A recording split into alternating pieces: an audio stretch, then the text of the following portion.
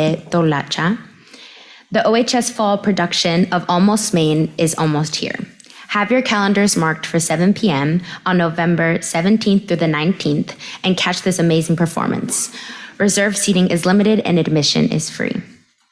Congratulations to Fiona Pharmakopoulos, Gabriella Hennessy, and Ashley Pavarini on winning All League. In addition, Fiona won All Conference and Ashley won All Section. On November 26th from 3 to 4:30 p.m., there will be an information session with OHS alumni to describe their athletic journey after OHS. This will provide an inside scoop for students who plan on continuing their sports careers in college. It will be open to 7th through 12th grade athletes and parents. The class of 2023 hosted a girls volleyball senior versus boys volleyball football senior fundraiser game for prom. The game was full of smiles, sportsmanship, and teamwork. The girls volleyball team won with 2 sets. OHS News honored a special segment to Veterans Day on November 10th in recognition of the brave men and women who served or are still serving in the United States military. On November 12th, Austining Robotics prepared for kickoff by competing at the Brunswick Eruption off-season event. The Pioneer team kicked off their soccer season against Tuckahoe. Our Ed Prep students visited our First Steps early literacy program. Our MBK fellows attended a speaker training with Principal Caffelli. Our OHS art teacher, Mr. Whitehead, facilitated a wonderful interactive assembly at Claremont School in honor of Veterans Day. One of our chemistry teachers, Miss Jackson, presented at Stanny's conference in Syracuse earlier this month. And lastly, construction of the new shade structure is underway. It will be in the grass area behind the new parking lot. And thank you. Thank you so much, Ms. Flores. Thank you for being here, and congratulations to everyone involved in all of those wonderful updates. Thank you. Thank you.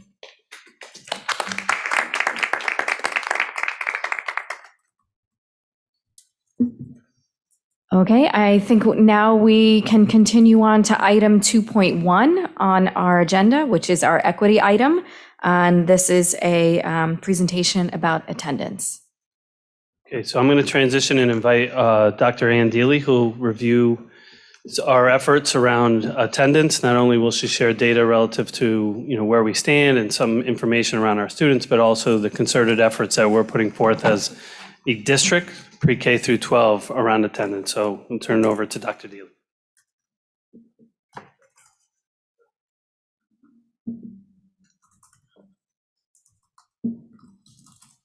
Good evening, everybody. Dr. Sanchez, President Crossling, Vice President Banta, Board Trustees. We're so excited to talk about our attendance results, and also, again, as Dr. Sanchez mentioned, what we're doing to support positive attendance as we return full-time to school. I'm going to start basically with an analysis of last year's attendance and conversely chronic absenteeism. As you can see with this slide, the shades in red across grade levels represent the percentage of severely chronic students. The orange represents severely chronic absenteeism is established by 20% or more of absences.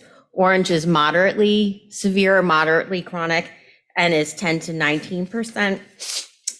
Green is at risk, which is 5 to 9.9%, and satisfactory attendance is 0 to 4.9%. You can actually look across grade levels. This is actually the view across grade levels.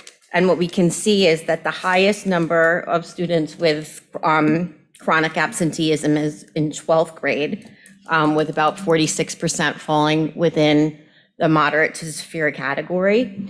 What we conceptualize as 13th grade, which is our ungraded elementary students, actually are approaching 50%, and pre-K at 40%. So most importantly, we're trying to understand why is that. We certainly know that there were factors related to the pandemic and students requiring to be out for those reasons. More importantly, we pivot to this year and what's attendance this year and what are we doing to address it. So as we look at the following slides, we're looking at data for September and October, which totaled 38 instructional days. And these colors are just a little bit different in these graphs. So what we're really trying to look for is satisfactory attendance, which again is 0 to 1 days, which is less than 4.9% of absent represents absences. At just some at-risk attendance, which is 5 to 9.9%, which would be 2 to 3 days, or moderately chronic, which falls in the 10 to 19.9%, which is 4 to 7 days, or severely chronic, which is more than 8 days at 20%. So what we can see here, and we try to focus on the positive, if we actually look at what are the grade levels that have the highest percentage of satisfactory attendance, we actually see that the middle school, both 6th, 7th, and 8th grade, have very significantly. 6th grade was 64.55% positive attendance, satisfactory attendance, 63.4 for 7th grade, and 67% in 8th grade. So as we try to look at the now what, we want to really look and see what is the middle school doing to yield such positive satisfactory attendance. This is another view where we can see this, again, by school, not just by grade. We can see again that AMD has 65% of our students yielding satisfactory attendance, followed by the high school, which is 59%, and Roosevelt. When we look at by gender, there's not a very wide variation. We see basically our females at 55%, our males at 58% satisfactory attendance. Yet, as we look at questions, is there perhaps a more nuanced view of gender that we can look at moving forward? When we look at our district attendance level disaggregated by race, we actually see that our Asian students have the highest attendance rate at 63% positive attendance, followed by our Hispanic and white students at 57%. Our Black students fall into 49%. So I think our question for our district attendance committee is, are Black students experiencing the same culture and climate of schools? It just provides more questions for us to explore. We had predicted this trend. This research actually goes against what we see nationally, that we actually see no difference in our students or multilingual learners in September and October, that there is actually no difference between our students receiving formal language instruction, that again, 57% for our non-multilingual learners, as opposed at 57% for our multilingual learners. When we disaggregate by students who have a 504 or an IEP, that we actually see that there is a significant difference. 58% of our students who do not have an IEP or 504 fall into the satisfactory attendance, whereas 46% of our students who do have an IEP or 504 are in the same satisfactory. So that, once again, as we talk about our district attendance team, that's another research question for us to understand how we can address positive attendance for our special education students. Again, we anticipated that there would be some difference between our students and our free and reduced lunch. And so far in September and October, that does not yield. There's no significant difference, 57% for our students who are not free and reduced lunch, and 56% for our students who do receive free and reduced lunch. And we did want to illustrate this, as the previous data was really an analysis and manually put together by Tim Skolton. This is actually thanks to Phyllis Arduino from our technology department. This is our new Tableau attendance visualization which is dynamic, which means it's live data all the time as we pull it. So this is something we're really, really excited to be able to have. It will really help us intercede very efficiently. So, these are our trends. This is our research this year, both last year and this year on attendance. So that's what we call the here's what. So what? Why does attendance data make a big difference? We see that overall, before fourth grade, that 10% of students are chronically absent across the US. And we know that's important because these trends or these patterns and habits become lifelong or school patterns. So it's important that we start trends of positive attendance from early in students' educational career. Again, patterns of chronic absenteeism emerge in kindergarten, and we see that low SES nationally and multilingual learners are more at risk for poor outcomes of low attendance. And this is research from the American Educational Research Journal in 2018. But more importantly, how do we make sure that we reverse these trends? There was actually just an article that we saw in the K-12 deep dive that just came out last week. What are strategies to support attendance? Things that we already do, which is so encouraging.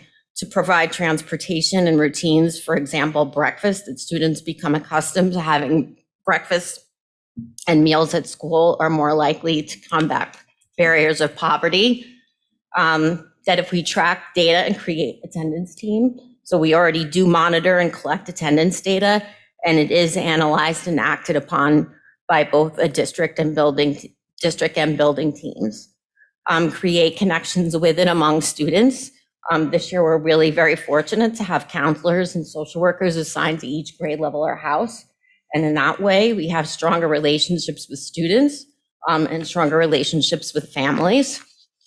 We also see that it's more effective not to be punitive, but actually instead to be solution-based. And those are the focuses of our building and district level team, understanding the barriers to attendance and putting solutions in place. Another trend nationally is that half days and professional development days can sometimes be days that there are widespread absenteeism. So making those days meaningful and creative. I would say Enrichment Day at Claremont is one example of an important day that's coming up. As we look, this is research from Attendance Works. Again, understanding reasons for chronic absenteeism. So myths or misunderstanding is, and we'll actually look at this later, it's the importance of really educating families at understanding the significant impact that attendance plays in a student's educational career. So one myth can be that absence are only a problem if they're unexcused. Appointments during the school day, doctor's appointments, illnesses, no matter what they are, if they add up, they still detract from a student's learning. 2 days a month actually put students at risk for chronic attendance. So 2 days per month can affect learning. Often we think that sporadic absences aren't a problem, but again, absences add up and they detract from learning time. And attendance only matters in older grades. In fact, again, we know that patterns of attendance begin in kindergarten, so it's important to establish positive routines of attendance from an early age. Also, it's a foundation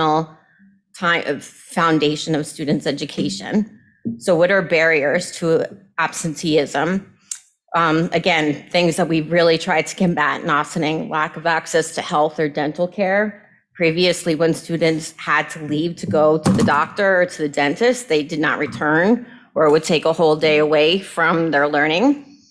Chronic illness. So again, how do we keep our children healthy? Trauma, not having safe path to school or transportation. Those are not barriers in Ossining. Housing instability, high mobility, and involvement in the child or welfare juvenile justice system. That was something we really learned and an experience we had in the poverty simulation. What are also other factors that can play into why students don't come to school? They have their own aversion to school because they're struggling academically or socially. They're experiencing bullying, that they're, again, through suspension or school discipline. Parents had a negative school experience and that they're passing that on to their children. An undiagnosed disability that provides a barrier to learning. Disengagement, a lack of engagement or culturally relevant instruction, something for us really to pay attention to. Again, not meaningful relationships in school, which just really highlights the importance of creating relationships in school.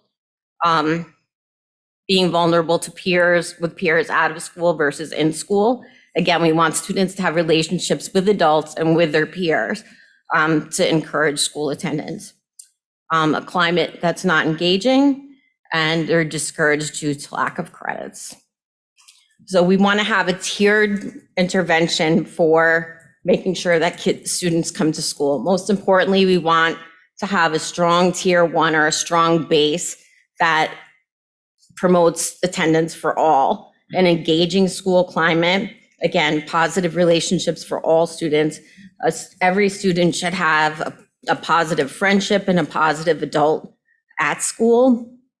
Again, education, that there's an impact and an understanding of absences on achievement, and it's widely understood among all stakeholders. That chronic absences and data are monitored, which we do routinely.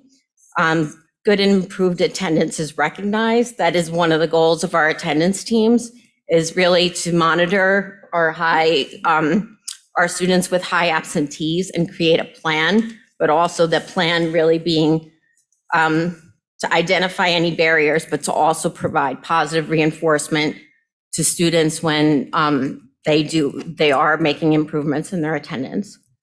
And again, barriers are addressed and identified. And then we become more and more personalized as we go up the tiers, creating personalized outreach in tier 2 and 3. Again, action planning and creating solutions, and making sure that each child or student has a caring mentor that's paying attention to their attendance. And tier 3 is really our last resort when we need to coordinate with other agencies to ensure students' attendance. So in studying our own data and what are best practices, what are our actions moving forward? At this time, all school action plans contained attendance goals and focus on engaging climate. All of our school actions plans have goals to reflect family community engagement goal. Our chronic attendance is also being monitored weekly by our district attendance team. And that is also sent, disaggregated data is sent to our school attendance teams for their action weekly. So what are our works in progress based on these tiered interventions and suggestions? That we analyze common barriers of attendance and provide solutions as we again look at who are high chronic absentee students and what are the reasons. That we try to provide programming and solutions as a result. And we consider methods to resume. We used to have recognition for students who had high attendance and improved attendance. And as we return from the pandemic, resuming those practices. As we go to our tier 2 actions, we already have plans for personalized outreach, and that's already begun for our students who have been identified for chronic absenteeism.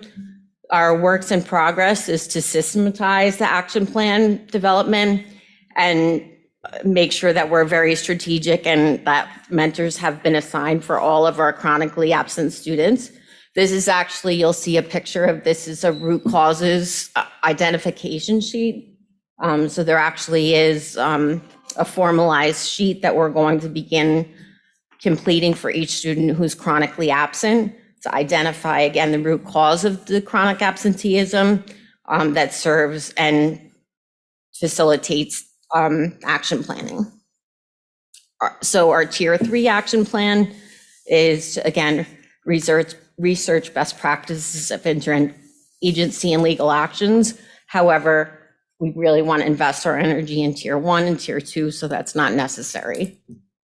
However, these are like understanding what is the definition of a neglected child, understanding and making sure all of our school personnel understands the process of a report for educational neglect and doing that when necessary. So what is our Ossining attendance actions? Again, our district team is facilitating, and actually, I think at this point today, I think we can say that in November, that students who met the chronically and moderately attendant absenteeism received letters to go out in the mail in November. They'll go out again in February and May for all students who are chronically absent. Over the pandemic, we actually suspended our automated attendance calls. Those have resumed. So parents will know if our students are absent. A district team composed of representatives from each school, our psychologists and social workers, meet monthly and reflect on data.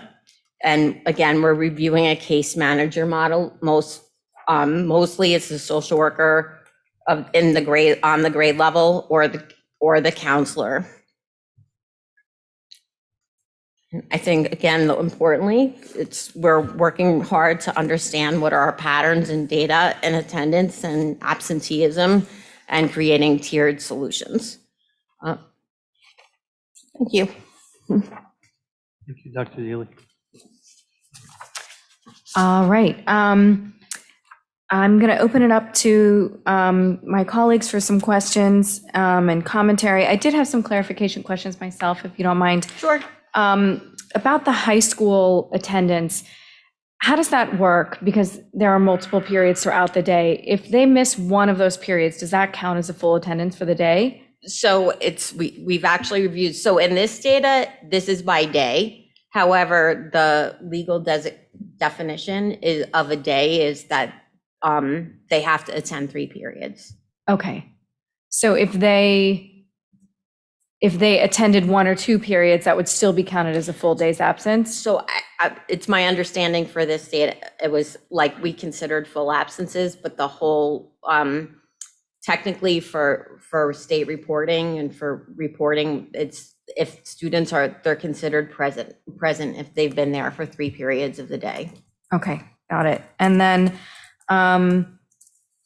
sort of think you answered this question for me, but it looks like a lot of the systematic supports that can be put in place, we have put in place, such as Andrus, which presumably works with staff in our buildings already to address things such as school anxiety. We have the free breakfast. We have our dental van. We have our open door healthcare. We have transportation, and we've made that pretty tight based on where folks are living. So I guess I'm wondering then, specific to our community and what's going on in Ossining, do we have a root cause analysis yet, which I presume would be several root causes, or is that what this program is designed to identify? So in fact, the sheet that we identified is actually called the root cause sheet. It's the root cause. And so at this point, we're really just identifying who are our chronic, it really just emerges the first 2 months of school and looking at patterns over time. So at this point, we're using those interview sheets to really understand that. But as, just informally as it's come about, we've made plans for transportation, we've made plans for, in some cases, our childcare. There already have been informal responses, but now the root cause analysis sheet actually provides a formal vehicle to understand obstacles. And then actually, once we collect that, like what has been the barrier, that we actually can do some pattern analysis and create suggestions for programmatic suggestions. Okay, great. Do you have any kind of timeline for that? And I'm just looking with an eye towards budget season coming up. Is there an expectation of when that analysis would be complete? So I think the big thing is, again, based on data, all of those suggestions, I think, as you identified, formal research, all of those things are in place. So now we're really just understanding, we're trying to look student by student and family by family. And again, what we know mostly is that it's communication between school, between that mentor, between the social worker and the family. Okay.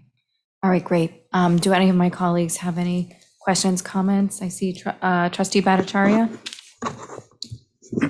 Thank you, Dr. Deely. Appreciate the data, the information here. Just a couple of questions. One of them is clarifying. On the attendance level, is this where it has? What slide are you on? Sorry, it's on slide 3. Mhm. I don't know if it's your slide 3. It's the one that has the definitions of what the attendance are. Mhm. Okay. Yeah, that one.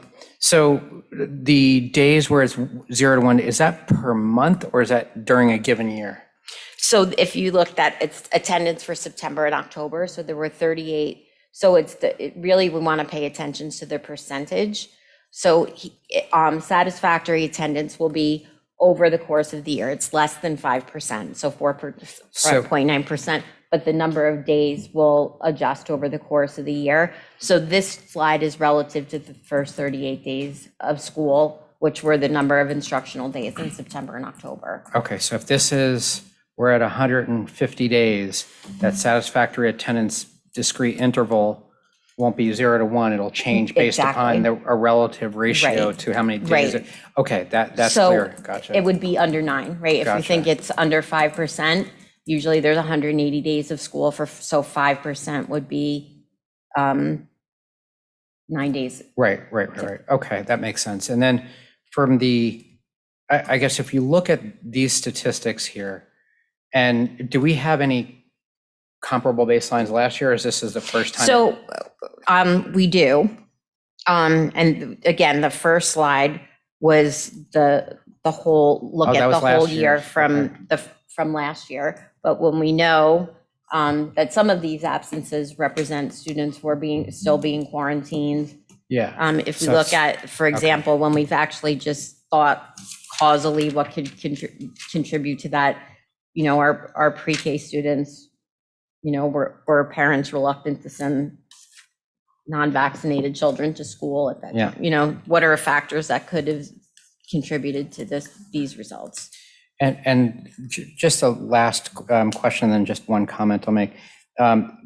For those, there are a number of kids that who end up being the older child who ends up having to stay at home, take care of your younger siblings because there isn't anybody else there to do so.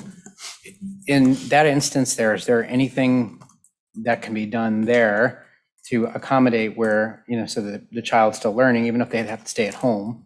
Is there anything that's being contemplated there? So we haven't found that pattern yet.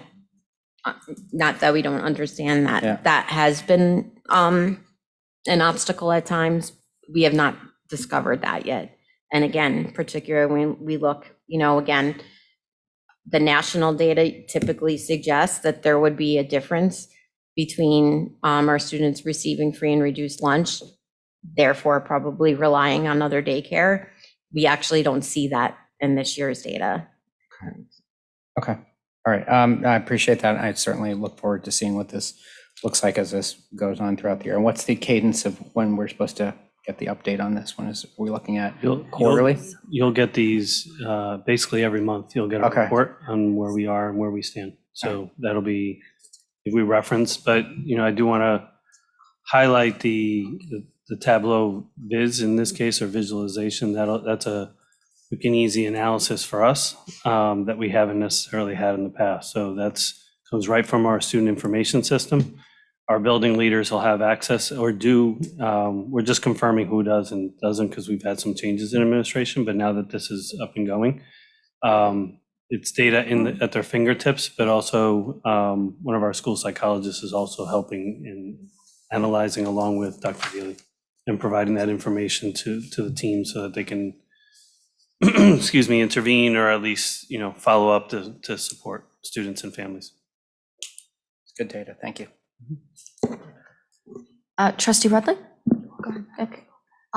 Yeah, thank you for your presentation. I have a question on the graph for the 22-23 school year, that's September through October. Those are our attendance data by grade, right? So that next slide, help me understand this. How is the high school at 7% chronic, severely chronic, but each grade is higher than that, 9 through 12? It says 12.75 for ninth grade chronic. Just trying to understand how the data is. You would expect to see a higher number for the whole high school, unless I'm reading it wrong. So if we look at, 9th, 10th, and 11th, and 12th. so ninth is 60 point, The chronic, isn't that in the red, 12.75? so we're looking, right, so or conversely, if you look at the blue, that's the percentage of satisfactory Mhm. attendance, If you look at the chronic, right? compare the chronics, and you look at the whole high school, it's at 7%. Right. I will actually have to get back to the, again, kind of relying on spreadsheets. I just want to make sure I'm reading. No, you are absolutely, actually, We'll come back and Yeah. clarify Okay. further. So it looks though, through, just if you look at the grades, as trustee Bhattacharya was asking, from last year to this year, it's tracking pretty much similar per grade, right? We're close, right? The numbers, you see the magnitude in each grade. Definitely, I think the interventions that you have, that we've tried in the past and that we continue to try, and I know that we're putting considerable efforts into more connections with our students when they're here. That's a really big plus. It's just really hard to see, especially this transition from the pandemic, because I think our numbers prior to the pandemic, maybe in 18, 19, that actually is when we're making that comparison Okay. now. yeah, so by chance, have we, I know we're looking at national averages, have we, spoken to any of our colleagues in the neighboring districts to see if So, there's similar attendance issues? we, anecdotally, yes, like we have not seen their hard data, but this does seem to be a shared trend. Yeah, okay. I could probably try to get something harder for harder data than that. I think one is by school and the other one is by the number of days. The first one is by the number of days and the second one is by school On the graphs. on the graph. That's why there's a difference. Explain that. If you look on the side of the graphs, one it says the total number of days and the other one is by school. So the 7% for the high school in the second slide is by the school, the total for the school. Right, I think the point though was if you look at the chronics of 9th, 10th, 11th, and 12th, it's much higher than 7%. And it looks like the average of that would be somewhere around, I don't know, 16% or so. So if you aggregate all of that, I guess the question was, how do you get to 7%? Because it's looking at the total number of days, not by school, but the total days in for the whole district. Okay. Wait. It's If- the wrong if- count. If like I one actually, kid, when I was if one first kid looking had at a the- lot of absences, it would skew the one chart much higher, but that kid would only count as one chronically absent kid on the per student. So it's two different Yeah. measurements. Okay. Trustee Mangiamelli? Thank you for the presentation. This is good information to have. I was going to mention that I would be curious to see data from pre-pandemic because I mean, I would expect naturally that there would have been more absences in the previous 2 years. But the other data I'd be interested to see as the year progresses is not just the total, but during each month or over time, like, are we having a lot of students just really extend holiday breaks? Or I know we've had issues in the past with students functionally like migrating during the winter away from the school and taking an extended absence with a family for like the winter months. So, then if we eventually do see throughout the year. If we see some differences in populations that we don't see right now, I would be curious to know if there's a certain time of year that that's happening on the calendar. That's all. Any other comments? Yes, I have a couple. Trustee Banta? Clarification questions. Could you elaborate more on the mentor piece and what that is exactly? Is this mentor for the student, or how does that incorporate into? It's making sure that that student has a specific adult that they're going to essentially be monitoring their attendance and like almost do like a check-in, check-out. Certainly when it gets to a tier 2, when we identify them as a chronically absent student, that they'll have a go-to person who will be checking with them making sure they're there. And again, our biggest strategy that we know is effective is barrier identity. Like, what is the barrier to attendance, and problem solving and being part of that problem solving. So in addition to kind of identifying the issues that are developing with that student, is that mentor equipped to kind of support them through the struggles? It's typically the social worker, the counselor, and if they're not equipped to do that, that there could be a referral, I think, to President Crossland's point. Is there something above and beyond school that needs to be addressed to facilitate attendance? Okay, so the strategy worksheet, is that a specific team of people? Is that team identified towards the end of the clinicians that are evaluating that sheet? And I'm assuming formulating a plan based on the evaluation of that sheet? Okay. So basically, we look at who are chronically absent students in each school. First of all, who are they across the district? Who are they in each school? And making sure that there's like a specific adult assigned to that. So again, the root cause worksheet, and then also to what is the barrier, what's the problem, and creating a solution. And also the communication with home. Mm-hmm. So that sheet looks really detailed and nuanced. So so that's something we're moving towards. We were in the identification phase, and now we're going to the root cause phase. Okay. That brings me to like the second point. When we talk about trauma, I saw trauma listed on there. I'm assuming based on the category it's in that it's just talking about general trauma that might be existing within the family. But I assume that we're taking into consideration some of the overall collective traumas that might have been experienced over the past couple of years and how we can identify, I guess, and systematize some of the supports that are identified. So is that incorporated somewhere in this process among, I guess, the team of clinicians in the monthly meetings or something to kind of? I think so. I think the next step is the root cause sheet. It's creating, again, who is the identified adult, what is the barrier or problem, and then I think we can actually start creating trends. So there's already the individual solutions that will be in place and have been in place. They'll be more formalized, and then we'll also just be looking at what are the trends in those barriers and developing more systemic solutions. Right, and I know it's kind of difficult at this phase because usually when we review data, we're trying to look back, and when you look back, looking back is so different than where we are now, and so it's really hard to kind of establish a foundation. That's why this kind of nuanced work in between is so important.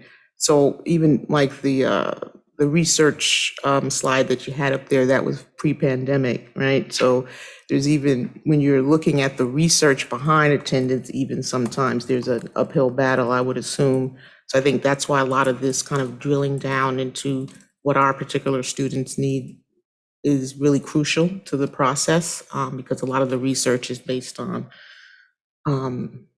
circumstances and situations that didn't exist at the time. So the second set of 6 recommendations, I don't know that they're as research-based, but they're more current. Right. They're post-pandemic. Okay. Thank you. Thank you. Trustee Galiff? I mean, this is great stuff. We've had good stuff. This is great stuff. Thank you. And then to me, the data on how many kids are absent is very important, but I think that's this root cause attendance strategy worksheet that lets you actually reduce that number. So just looking at the number. And I think you're saying we're just getting to this, but 2 thoughts on it. One, it does seem like just tonight, transportation or vacations, returning to another country might be other good items to put on here. Because I think there's 2 things, each student is their own situation. And so you need to look at each student's situation, then help that situation. But I'm sure once we get this data, that collecting it and data entering it in some meaningful way could give you some really insightful patterns, if there are such a thing. If I just think, we talk a lot about our clubs and programs, resources during the school day and after school day that might help engage the student. Like we've talked about that over and over at the board meeting. It could be that that's, a root cause of every kid, or it's no kid, but we don't know. So if you had those kind of things tracked and entered in a consolidated way, we could understand, which is beginning that process. Yeah. I know it'll take a while, but it just seems like that's, getting this. And just to be clear, I would say from my own point of view, we've done that informally for school. Now it's how do we create systems to look at this Right. district-wide? But that has been done. Yes. certainly. Yeah. I think it's right. It's that collection, exactly. I mean, we've been looking at kids individually forever. But to have the ability to then turn it into a tracking system at this level is great. Can I just ask one more question, just to clarifying? Sure. On the strategy worksheet, you may have addressed this, so I may have missed this here. Who fills this out? Because it's better than what we've had before, but it's, it's binary. It's the attendance Yeah. works. It's who is it? It's attendance works. So Okay. so this is actually on the agenda for we actually have our next district attendance committee. So again, are all coming with who are our severely chronic students. And So this is filled out by a and it will clinician, be- or it's filled out by who is the?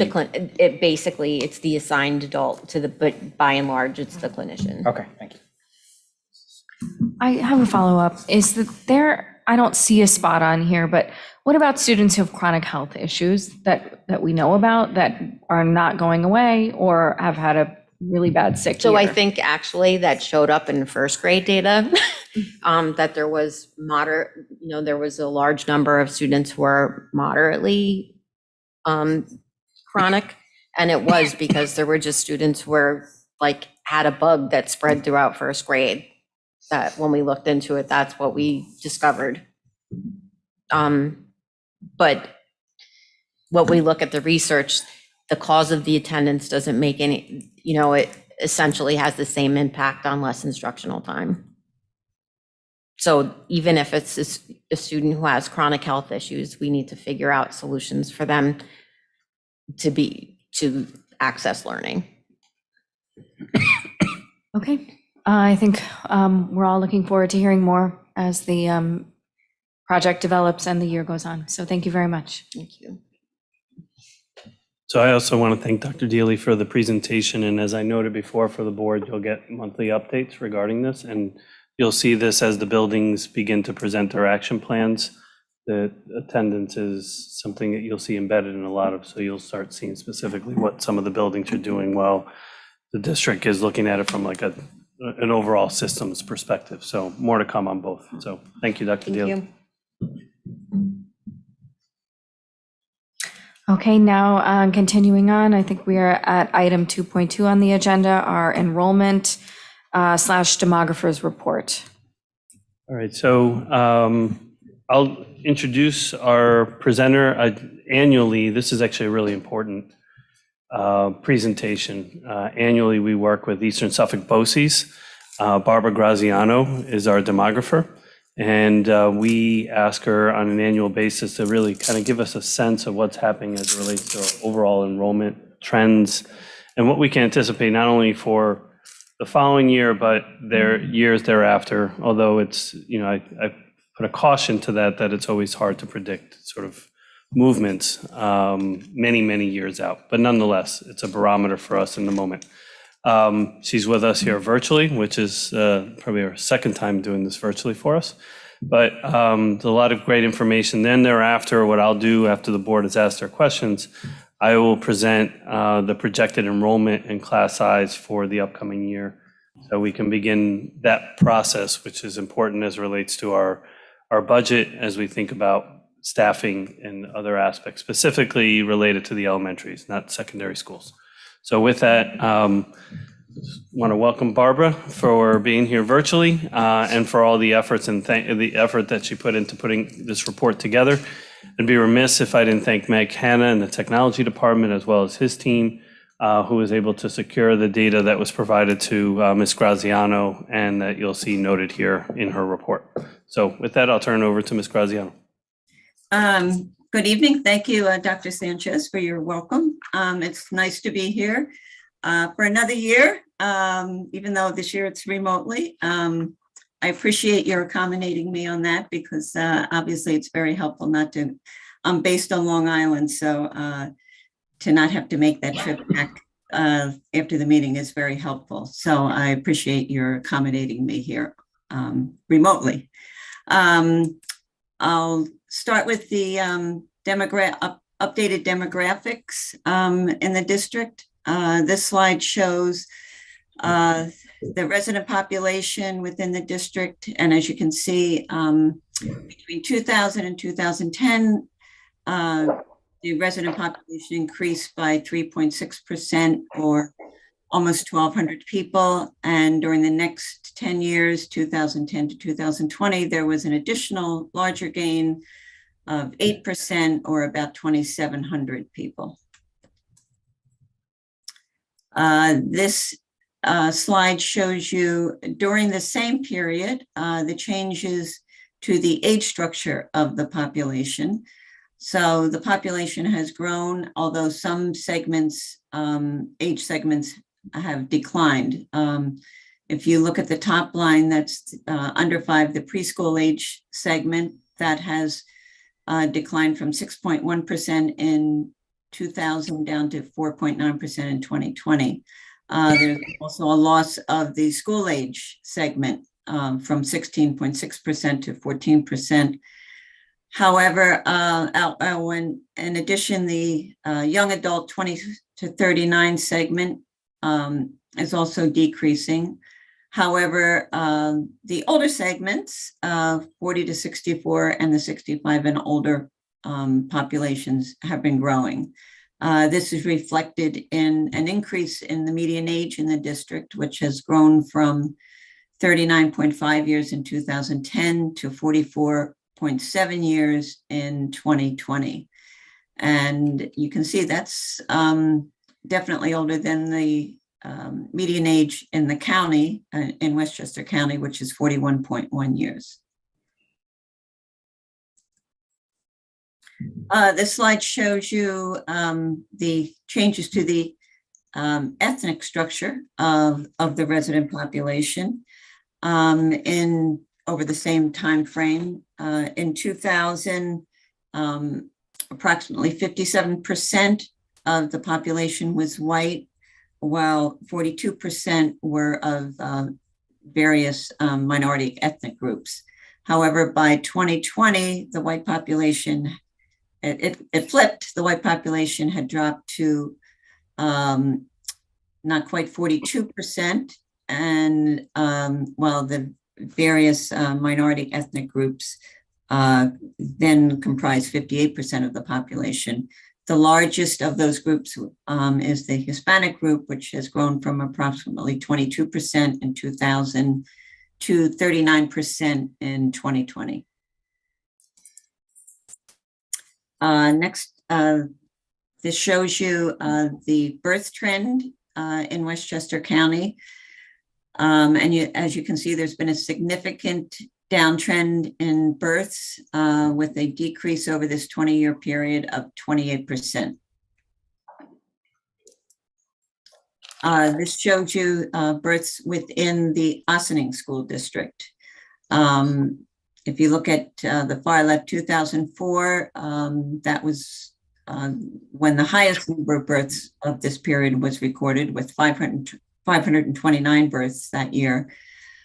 Subsequently, births fluctuated, usually for the most part in the from about 400 up to 482 up through 2017. However, more recently, from 2018 to 2020, births have dropped to significantly lower levels, definitely well under 400 by 2020. However, housing sales have been rising, as we're seeing in just about every district that we are working with. And as I'm sure you are aware of, in most communities, housing sales have been increasing, although this goes up through 2021. Of course, now interest rates are rising, so this is expected to, these increases are expected to taper off. There's a couple of slides here. I won't go through each one. These show the proposed housing projects within the district. There has really been no change from what I reported to you last year. Most of these that it's been reported, there's no further action. So everything seems to be at the moment in a holding pattern. I have included on here estimated student yields on each of these projects. However, just as a note, these student yields are not included in the projections because these projects have not been finally approved. So until they are approved, we do not include them in the projections because there's still too many unknown variables. Next, we'll take a look at enrollment.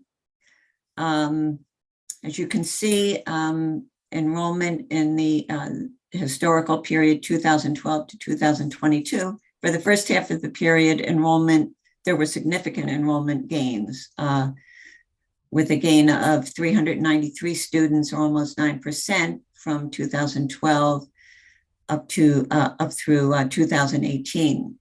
However, subsequent to that, enrollment declines have been recorded. So from 2018 through 2022, there's been a loss of 151 students, or a little more than 3%.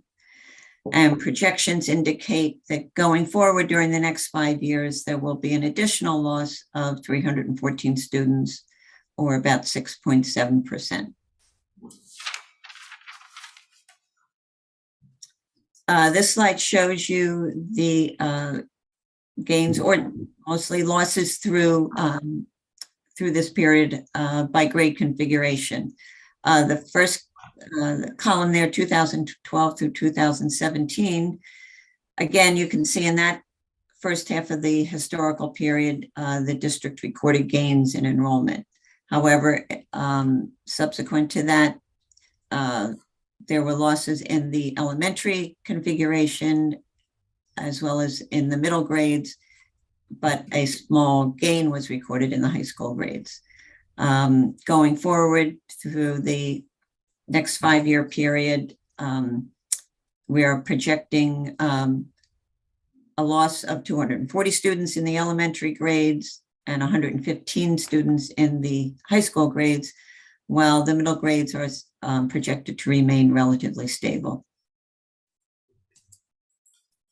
So what are some of the factors that have impacted these projections? Well, again, first, district enrollment peaked in 2018. However, losses have been recorded in each of the last 4 years.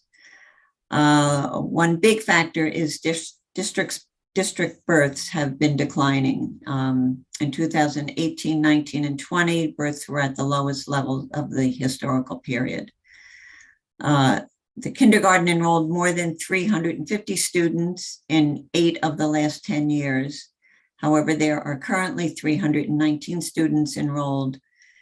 And as a result of these lower birth levels, projections indicate that kindergarten enrollment will range within 297 to 315 students during the next 5 years. And therefore, total district enrollment will be impacted as these smaller cohorts move up through the system. Also, during the last 5 years, the district has lost students through displacement as those smaller kindergarten cohorts are replacing larger graduating 12th grade classes. So this trend will continue with losses of between 77 to 150 students each year through 2026 because of this displacement. So I'll be happy to answer any questions. Okay, thank you very much. Are there any questions, comments from trustees? Trustee Rudley? Thank you, Barbara, for these presentations every year. Just a quick question. For the birth rate, we don't know yet for 21, 22. I know it only goes up to 20. Yes, Right. I wish we had those numbers, but the Department of Health has not yet released those. Do you know any idea of any trends? Because that would be, pandemic started in 2019, end of 19, 20. It would just be curious. Do you have any idea if it's stayed the same? There was a slight uptick in 2021.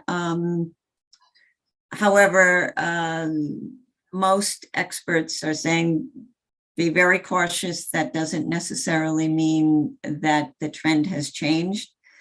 But if it appears that perhaps, at least maybe the downward trend leveled off in 2021. So I think everyone is very anxious to see what will happen in 2022. But at this point, it's very difficult to say. Okay, and it's very helpful because if it did level off, if that does stay, the case, plus if half of the proposed housing plans in Ossining, even if half of them go through, that will definitely shift our enrollment. Okay, thank you. You're welcome. Trustee Bhattacharya? Thank you, Barbara, for the presentation. I sat through these like each year, but more so on being a community member prior to this. My question here is around the, I guess if we think about all of the housing and everything that's happened, because there's been a big boom of housing and a lot of people have moved from the city up to this area. A lot of homes have sold very quickly, a lot of new families. And again, I'm talking a little bit more anecdotally from what I've seen. While the birth rate might be down, it might be a lot more of, new couples, newly married.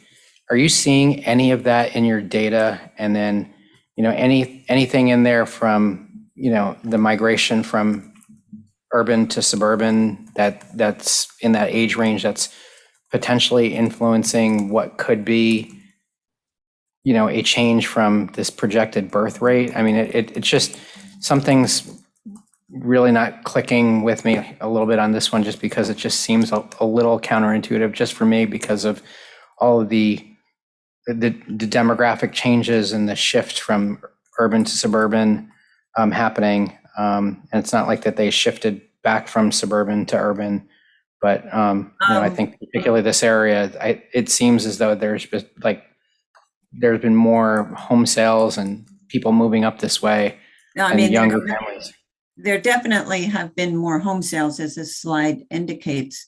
However, in Ossining, there is still, and I just looking, as I recall, I think it's about 35 of the housing units are rental units, which is fairly high. Generally, rental units result in a more transient population, which is reflected also, I'm just looking here, in the migration ratios in the Ossining School District. For example, from grades 2 through, just looking here, 2 through 8, 2 through 8, there are losses every year in transition. So in other words, from if there are 200 kids in kindergarten in a given year, there will be fewer students in first grade the following year. So even though in some cases there may be families moving in, there are apparently also families moving out, so that the net gain is negative. Also, I think some key demographic data here, bear with me while I go back to that slide, is the age structure. I'm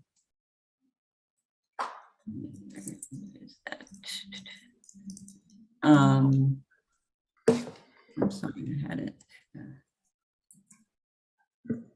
Slide 4.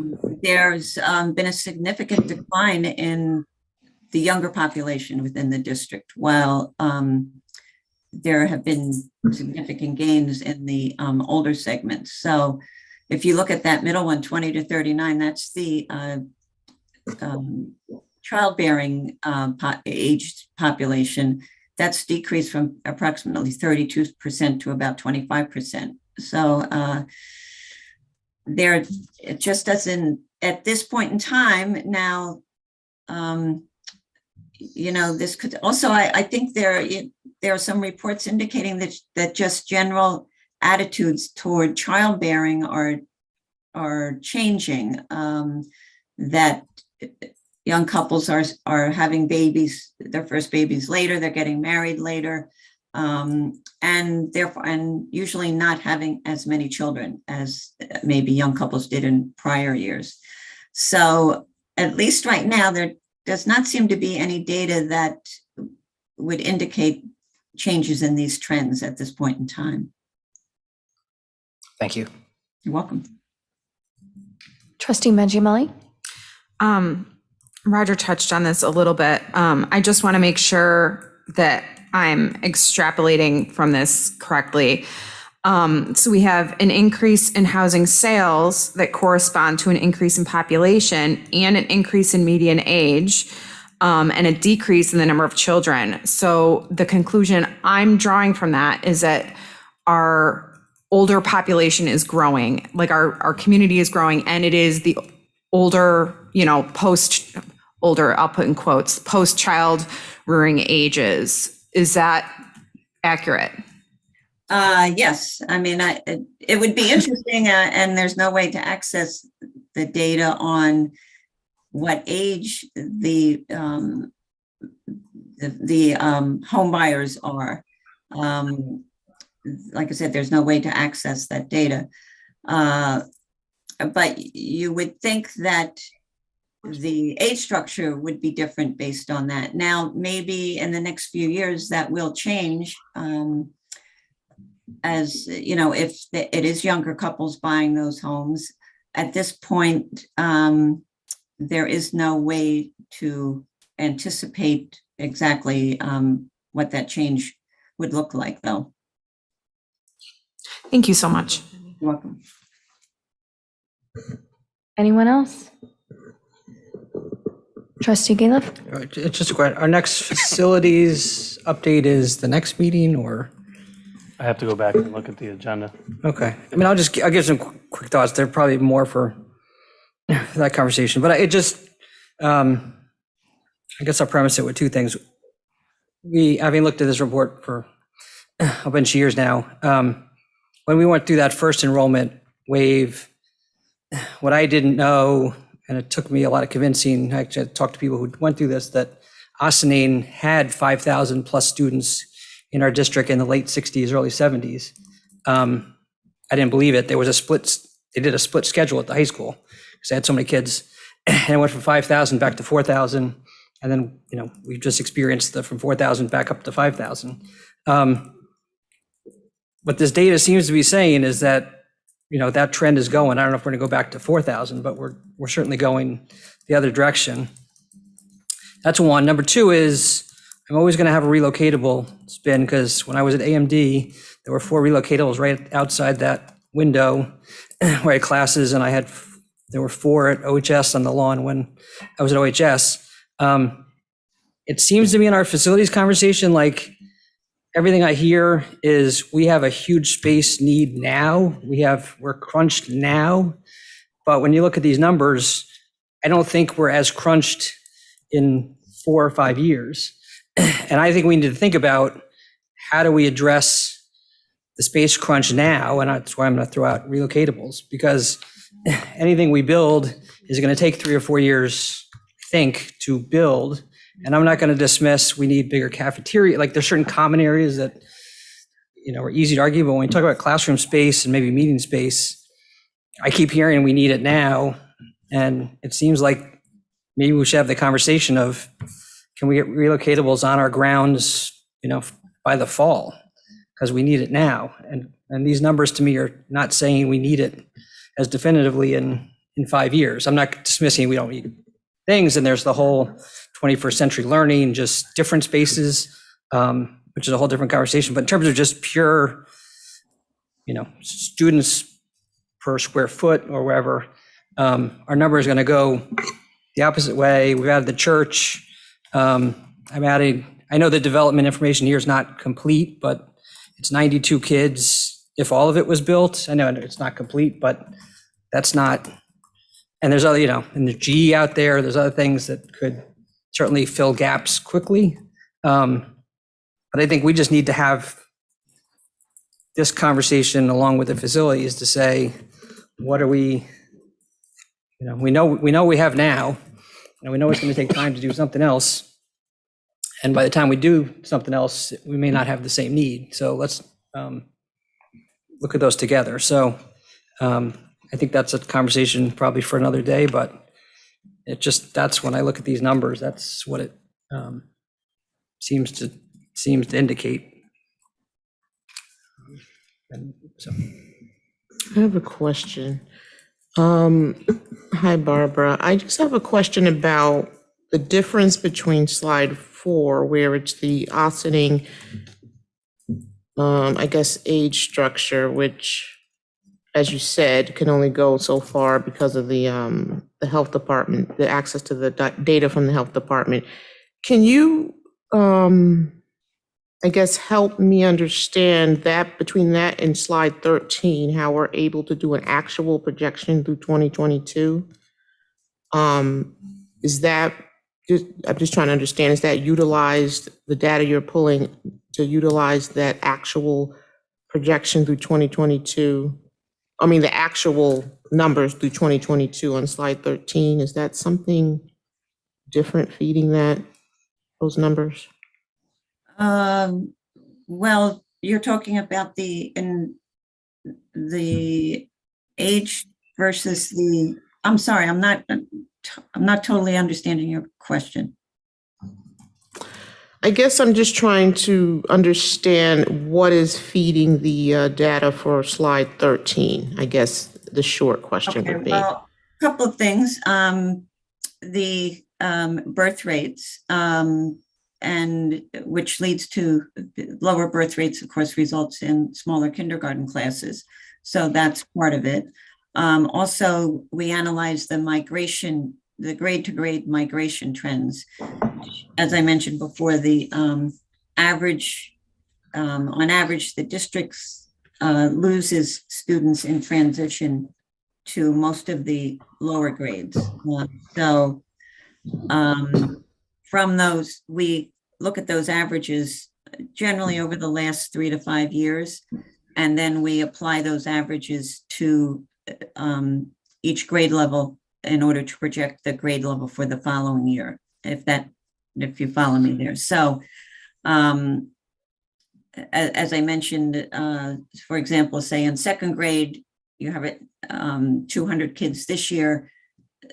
Based on the trends in the district, next year in third grade, there might be only 175 kids. That the district, although kids may have come in, the district lost more students than they gained as that cohort moved to the next grade and the following year. So those are factors that go into developing the projections that are that then result in what you're seeing on slide 13. Does that answer your question? Yes. Okay. Yes, thank you. You're welcome. Barbara, in the, we have the detail in our weekend update that showed, it's A4, that shows that year to year, Barbara, that you do. That shows currently we have 4,917 students, which I know that is off with pre-K. That's with pre-K. And then in 2032 has 4,400. So I know the presentation didn't go out to 2032, but the update. Right, although the actual study goes out to 2032 for the purposes of this presentation, I just went out for the next 5 years. Yeah. I know the data is not as good, but mostly you're just taking students who are already, you go to 2032 with students that are already born and just project them forward, 1 year each year. Mm-hmm. And you've always had some. For the first 5 years, pattern. a lot of these projections are based on a lot of kids who are already in the district. So once you get out into the next 5 years, then they're based on projected births, which obviously that becomes much less reliable. Trustee Rudley? Yeah, just a couple more follow-ups. So maybe to answer Trustee Bhattacharya's question, we would know if folks were coming up here, we would see those students come to our schools, right? If you bought a house last year, if they were students of school age, we would know that they're already here. Right. I would think we would be able to know that, just thinking out loud there. In terms of facilities, I just want to, point out that and that's just because it was brought up, we still have, one of the smallest square footage per student in the whole county, and things have shifted. We now offer full day pre-K, full day kindergarten. So, and many of us have walked the buildings and have seen school in progress, have been shared what the layout is and how difficult it is. So I'm not sure how it was in the 70s or 80s. But, with a split schedule, that means that all the high schoolers couldn't come to school for a full day, and enrichment and all the things that we do to be in this competitive 21st century education journey. So things have shifted, and, really the net number from 2012 projected out, really it's a net loss of 72 students. And I don't know if it levels off at that, because we really don't know the birth rates after post-pandemic. We know historically after wars and so forth and pandemics, birth rates actually do go up, but we don't know that yet. And with the housing, we're still building a lot in Ossining. So I would say, I think we're on the right track with our facilities, and we really need to look at that space, because not only how many students are in there, but how we're teaching our students. And we know it's extremely tight. So just wanted to make sure I made that comment. And again, Barbara, thank you for this presentation. It really helps lay out, where we've come, where, you know, where we are now, and possibly where we'll be going. So thank you. You're very welcome.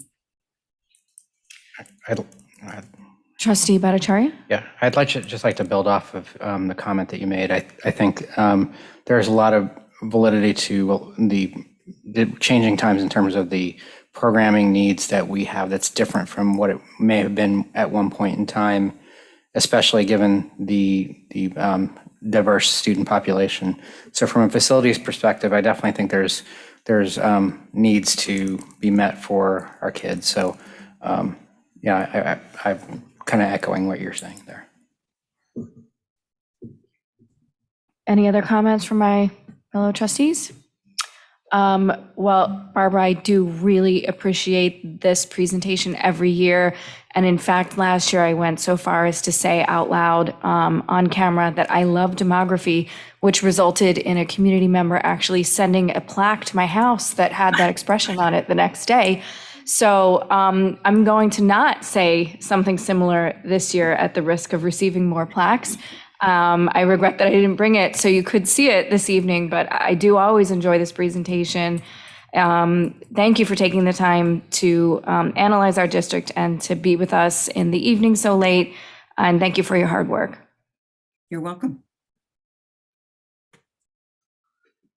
All right, so once again, thank you, Barbara, for being here and virtually, but thank you for all the time you took to create the report. I'd like to say we'll see you next year. So thanks again for supporting us in this information. Take care and have a good evening. Let me know. Thank you very much. You're welcome. Good night. Okay, now we're going to transition to item 2.3 on our agenda, which is the superintendent's update. Dr. Sanchez. So the update is more so around the enrollment projections for the upcoming school year. We take the information that's been provided to us by Ms. Graziano and then provide recommendations as relates to class size sections. And the class size sections, quite honestly, are aligned with our policy that we have within the district. So here's a simple formula as relates to how we determine, it's taking the number of students. We take into account our class size policy. In turn, it gives us the number of sections, which result in the number of teachers that we anticipate for the upcoming school year. Keep in mind that what I'm sharing with the community and the Board of Education relates more so specifically to elementary. And during the budget process, we'll share more as it relates to secondary because they get the data and then they determine what they need as it relates to sections. And it's less linear is the way I'd like to frame it. But I am looking for a green light from the board to just proceed as it relates to what I'm proposing. So this is a reminder of what our class size policy is. On the sort of the middle column refers to the actual policy itself. On the far right is the aspirational goals. The aspirational goals were created a number of years ago by a variety of stakeholders, inclusive of community members, Board of Education members, educators, that came together when they formulated and came to the conclusion around the achievement gap reports. So these were aspirational goals that were provided as a recommendation related to that said report. So as we move into the current year, this gives you a sense of where we were and where we are currently as relates to number of sections and on average, our class size as relates to overall in the district. That was what we proposed last year, towards the end of last year. But you'll see here, the following column is what we project. In the center, you see the current staffing and the number of sections and the number of students that we have, plus the average class size policy. The last three columns on the right are the projected number of students, the projected staffing, and in the anticipated class size, or what we would on average. So you'll note more specifically that what we're looking at as it relates to kindergarten, well, pre-K remains steady at 13 with 3 sections at Ossining Children's Center. We're looking at approximately 17 sections at kindergarten with a class size of around 18.5, currently around 18.7. When we look at class size in grade 1, we're proposing 18 sections with approximately 18 students per class. When we look again at second grade. Second grade has approximately 16 sections for next year, so that's a decrease from 18 to 16 with about 22 students per class. The red, as it relates to grade 3, that is more so in the numbers around, or class size space came up. So we're looking very carefully because that's an additional section from what we currently have overall at Claremont School. So we would go from 16 to 17 with a class size of around 22. That leads us to the challenge of, can we fit within the context of the building? So why I put it in red is that there's a caveat to it, in that we're not certain that we can fulfill those needs, because one of the questions that we have related to that is, what does it mean for special education, which those are projections that are coming out, how many spaces we'll need for that, and then proceeding and moving forward. As it relates to grade 4, we have 15 sections, and then grade 5, we go from 15 to 14. Right now, we're at 112 overall, with a number of 110 being proposed for the upcoming school year. So that's the projections for the coming year. One thing that I will note as it relates to overall and the projected class size is that when we say average is just that, it's an average. What's important to note is, particularly, I wouldn't call it an anomaly, it's just something that we are aware of, is the fact that dual language does kind of what I'll refer to as skew the numbers just slightly. Because in the earlier grades, because they work and move as a cohort, that we have to kind of consider that. We can't like reshuffle all the students within the overall student body. So what I mean by that specifically is that in the earlier grades, particularly when you look at kindergarten and others, we have a few more students in there, because as we go through the system, what we notice is attrition. So as relates to dual language. The other part of it too is, and you'll see in the numbers, and I'll just go back for a moment, is that our class size policy continues to increase. So if we don't accommodate for that earlier on, then we start seeing ourselves, skewing the other grades in an adverse way. So that potentially, for instance, if we started with 18, if we went all the way down to third grade, you might have 18 in third grade, but the other classrooms might have 24 and 25 as a result of, that low number in dual language. So I share that as a caveat because it is something that we're conscious of. And so that's why I want to just stress the average when I'm sharing and proposing the class size. So with that, I'll answer any questions from the board, and this is a snapshot. This could certainly change over time as we go through the budget process, and it has, quite honestly. Even last year, we actually proposed a couple more sections. We actually, in kindergarten, for instance, I think we budgeted for an additional teacher. We didn't fill that role because the numbers didn't come in the way we anticipated, which is also something that we carefully track as well. Sometimes the numbers come in higher, sometimes they go in lower, and we'll adjust as such. So I'll turn it over to back to our board president. All right, thank you, Dr. Sanchez. Appreciate that. I guess this is sort of piggybacking on Trustee Galiff's comment earlier, which I didn't really interpret as a don't build, but more of we are going to be building and we have that plan in place. It's just going to take a number of years to get there. And I think this is a prime example of that. I assume if the recommendation really was what's best for students was to go up an extra classroom in third grade, have we thought about flexible and temporary spaces in order to make that happen? Or can we think about those kinds of spaces as we move along in the budget process?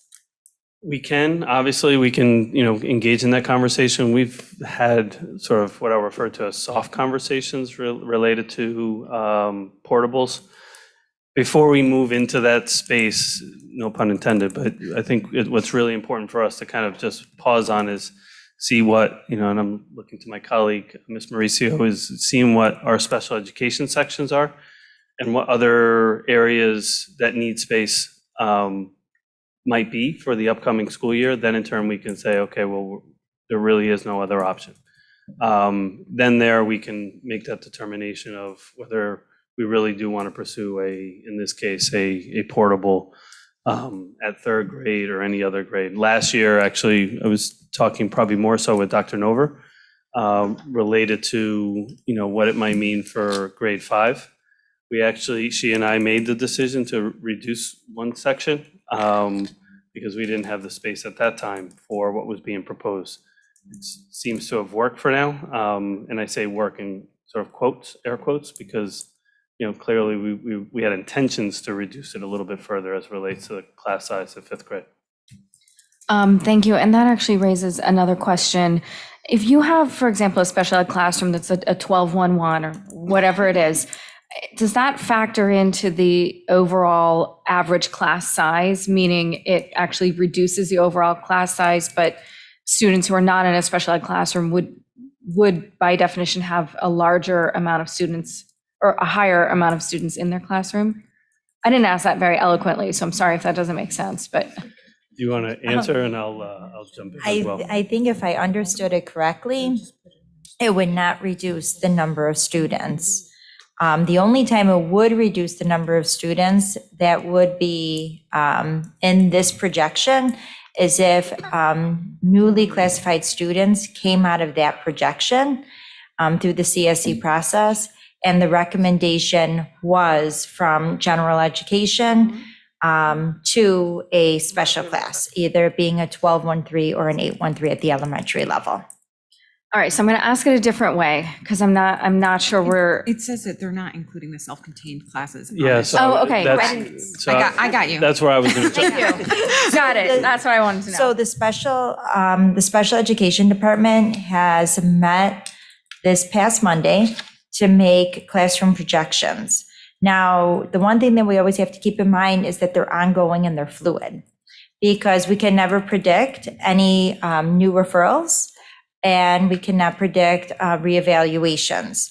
So we can predict what we currently have in place and what teachers are potentially thinking, but that does not incorporate student growth and progress as we proceed throughout the school year. So we make pretty solid projections, and I think we did a really good job last year because our estimates were pretty close. And then we also have to take into consideration our students that are currently receiving services through CPSE that would roll over to CSE, and that would impact the classes that would begin at Park. So that's usually our biggest changes.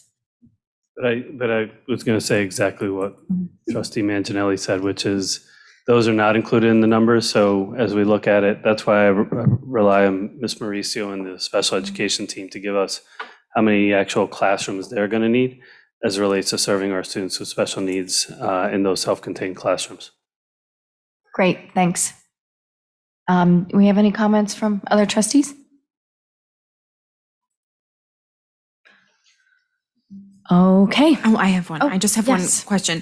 Can you give me a more specific idea? Because you were talking about dual language and how you start those classes with a higher number of students.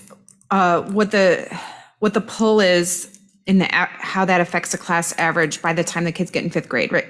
Because kids leave the dual language program. If anything, they don't join in after a certain point, right? So that class number is only going to get smaller as the kids move through, just to give me a sense of how much of a sway that has on the overall average by the older elementary ages. So we start to see that predominantly around 3rd grade, 4th grade. And I'll see skewed numbers. What I mean by that is you'll see it not necessarily be aligned with the rest of the class size average. And then the concern is just what it means for let's just say the rest of the 3rd grade teachers and what their class size is going to be. So more often we get new students, particularly where English is their second language, where that is a good setting for them because they're trying to support their first language in development of within that setting.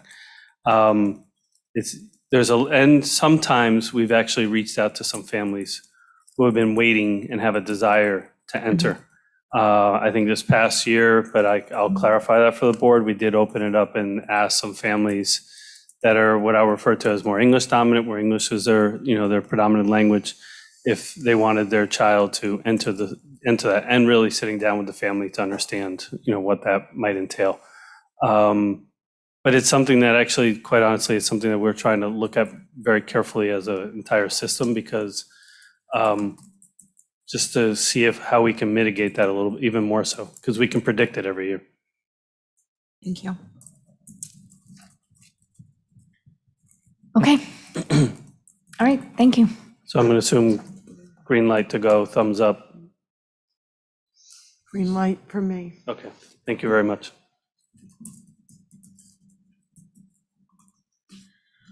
Okay, we're now going to move on to our public comment section, which is our first public comment section of our meeting. And there is a public comment guideline document, which is over on the table, over in the corner. I'll just read from some of the highlights. During this first comment period, speakers are asked to address only items pertinent to tonight's presentations or meeting agenda. There will be a second comment period at the end of the consent agenda, during which folks in the audience can address any school-related topic. You may always submit written comments to the board via our email, which is boe@austininufsd.org. Comments will be limited to 3 minutes, and we ask that due to state and federal privacy laws, you do not make any comments or ask any questions about specific school personnel or individual student matters. On these matters, we ask that you go through the appropriate administrative channels. Having said all of this, the board is here to listen. The public comment period is not designed to be a discussion. The board may not necessarily respond to your concerns and questions tonight, although we do take them seriously. So I would like to welcome our audience to come to the microphone. We'll take our comments from audience members who are in person first, and then we'll turn it over to our virtual viewers at home. Up here, Up here. just watch the cord. Oh, and we just ask that you state your name and address prior to your comment, and Vice President Banta will be keeping time. Hi, Angela Iacovelli, Spring Valley Road. I'm back.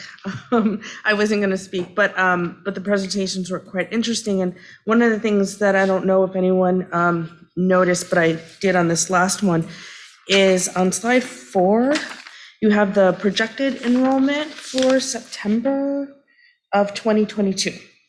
And then you have on slide 5, the current enrollment for November. And what I noticed is the staffing projections are pretty much equal to the actual, but the enrollment projections as compared to the actual now are quite off by a lot. And the projections are much higher than the actual enrollment. In one case, it was like 40 off, and in other grades, it was 10 off. So I just wanted to just raise that as something to consider when we're talking about our projections for the future years. Our projection for this last one was quite off. So just so I clarify, so you're looking at slides 4 and 5, basically? the Yeah, so comparisons? slide Yeah. 4 shows the projected enrollment for September 2022. So for instance, kindergarten is 359, right? But then if you look on slide 5, the current enrollment for November 4th is actually 319. So we're off by 40 on that. And then in some of the other grades, the first grade, the fourth grade are off by 10. Projections high were over projected by 10. And then you have a couple or 2 or 3. But then the staffing projections are pretty equal to what the Right. actuals are. But I think that the 40 off and those are something. No, I just want to speak to that point because it's a great noticing, not even a good noticing. The kindergarten that struck us too, to be honest with you, and that's within and Barbara didn't share there, or Ms. Graziano didn't share, the hardest grade to predict in any school district is kindergarten, because that's your first entry point. Thereafter, you can kids move as cohorts, but you're right, it was significantly different than what we anticipated or what was proposed the following year. So your point is that, just what I'm hearing is just be cautious about what we're seeing in some of these numbers. Exactly, just something to consider. And as far as the age range of people moving in being 40 to whatever, but I mean, I'm 44, I have 2 young kids. If I were to move here I might not be having kids now, but I have kids. So, I think it's more indicative of New York City people, childless, because they're afraid of climate change to have babies or whatever. But that's they're moving out here. They're not having the families that families used to have. Yep. Thank you. Okay, do we have any other folks in the audience who would like to provide any public commentary in person?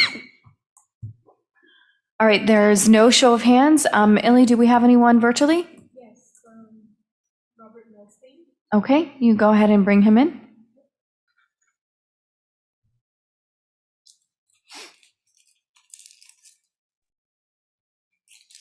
Good evening, everyone. Thanks for taking the comment. I got a comment and a question. So the comment for all these presentations, and I guess most specifically the absenteeism presentation, even to a lesser extent the demographer report, it'd probably be helpful before you're able to sort of action on them to really line them up against whatever state, county, or federal averages are in place. So you have a benchmark. So for example, looking at absenteeism, the only benchmark looked like on that slide 4, which had said, about 10% of students below 3rd grade have chronic absenteeism, but it'd probably be helpful to see where we stand in general. So you assess whether it really is an Austin issue. Are we tracking well against the state or federal county averages for absenteeism?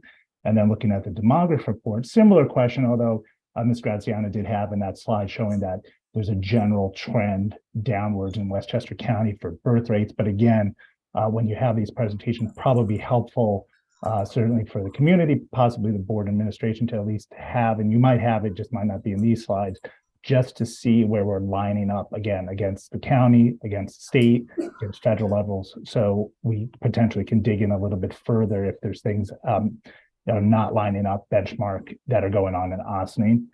So that was my comment on that. And then just one question on the absenteeism. I don't know if you're able to answer it here, if Dr. Deely is still around. Do you track why students are out? So do you follow up and say, are you sick? Are you taking a family trip and playing hooky? Or are you not allowed to ask that? Because again, that's a really interesting data point probably to have. If a lot of students were sick, whether it's COVID or something else, that's probably less of a concern versus potentially, unless it's chronic illness, versus someone who, might be taking a family trip or whatnot. So again, I was just curious if you're allowed to ask for that, or you do follow up. If you're allowed to, great, might be also a good data point to have. Thank you. So I'll just speak to it. I mean, Dr. Deely's not here, but it's a great question, and the answer to that is that we do. We do know when students are sick, and I think what Dr. Deely noted before is that the team is looking very carefully at each of the individual student stories to kind of determine why students might be out and have specific follow-up with individuals.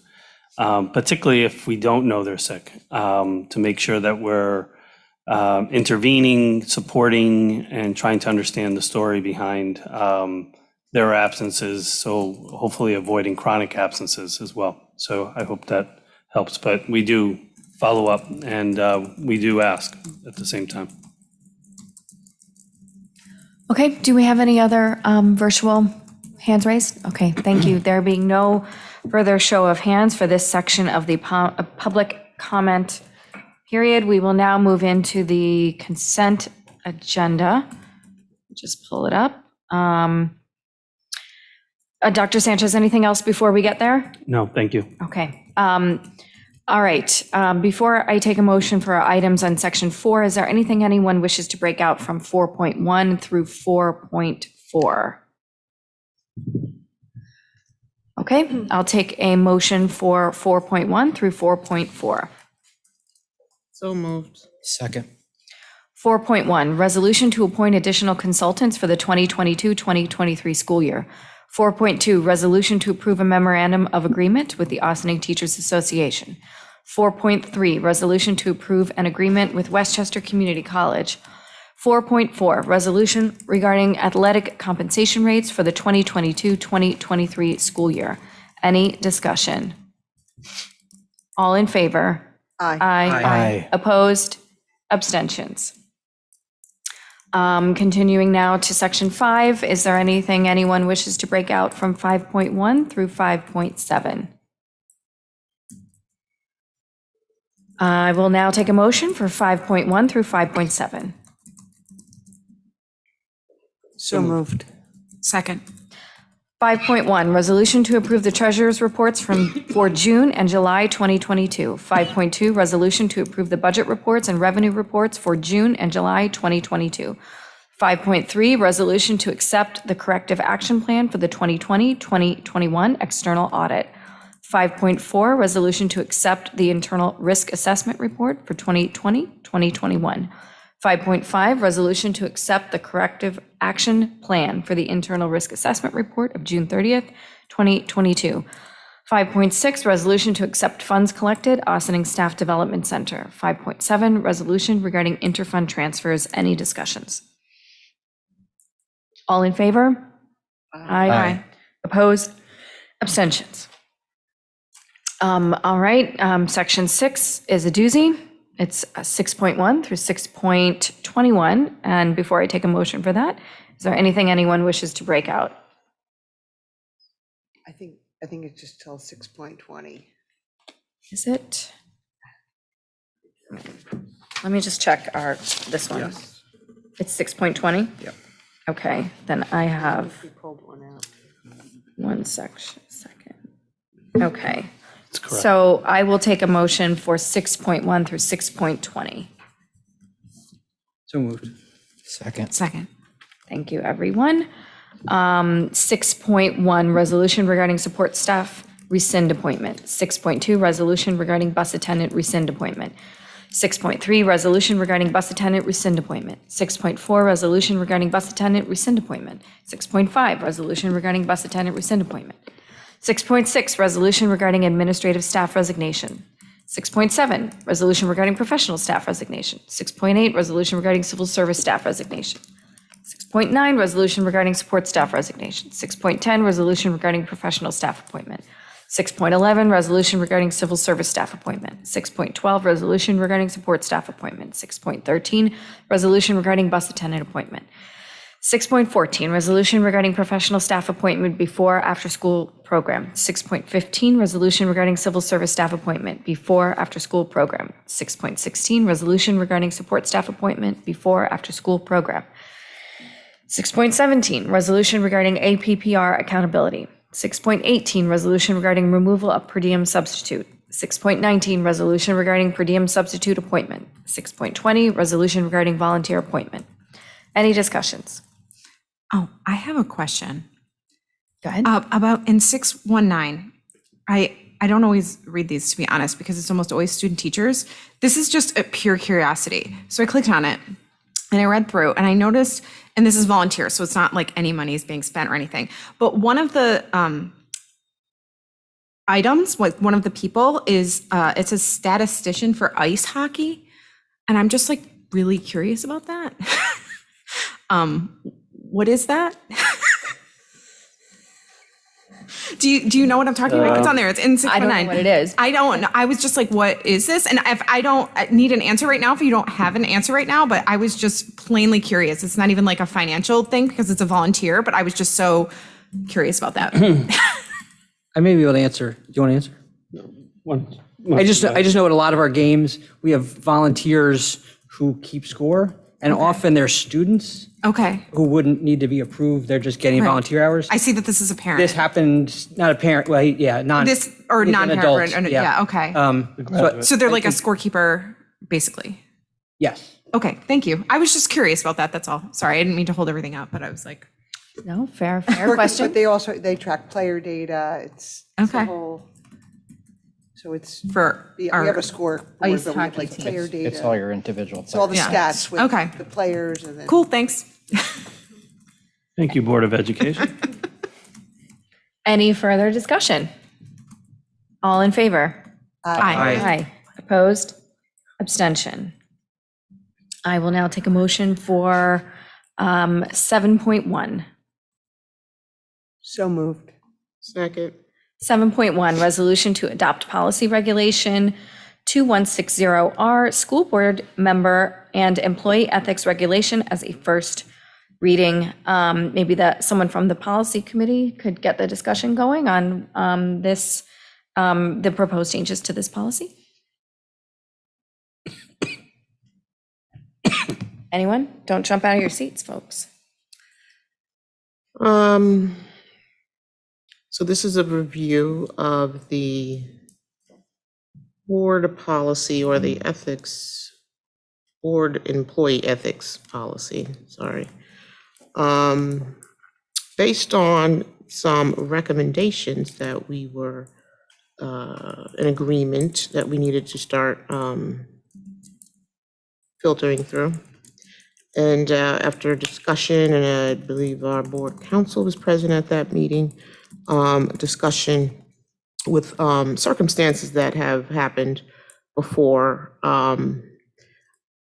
it was discussed and agreed that this should be brought to the board as a first read, based on those circumstances, to make sure that the standards, expectations, and as clarified by council, laws that are in place are adhered to. Okay, great, thank you. Any further discussion? Yes, trustee Bhattacharya? So as I'm looking at the confidential information, where it's an officer and employee, and it's defined as the officer employee could be, that includes board members in there. It says here it's not limited to social media or any other forms of dissemination. Should we be a little bit more specific about other forms of dissemination, or do we just leave it blank like that? Because it says not not limited to social media. You know, just almost like it just points that out. Is there any other forms, like, you know, email, website, webpage, whatever? Yeah, I'll answer that, because on the committee, we were discussing what was not apparent in this was the dissemination. We would say disclose, but we didn't talk about dissemination. So we thought and we were also reviewing a social media policy, and then we said, why don't we put it in the already existing policies that we have? But when we were going to break that out, Trustee Bhattacharya, we decided, and based on our counsel, that it would open it up to leaving something out.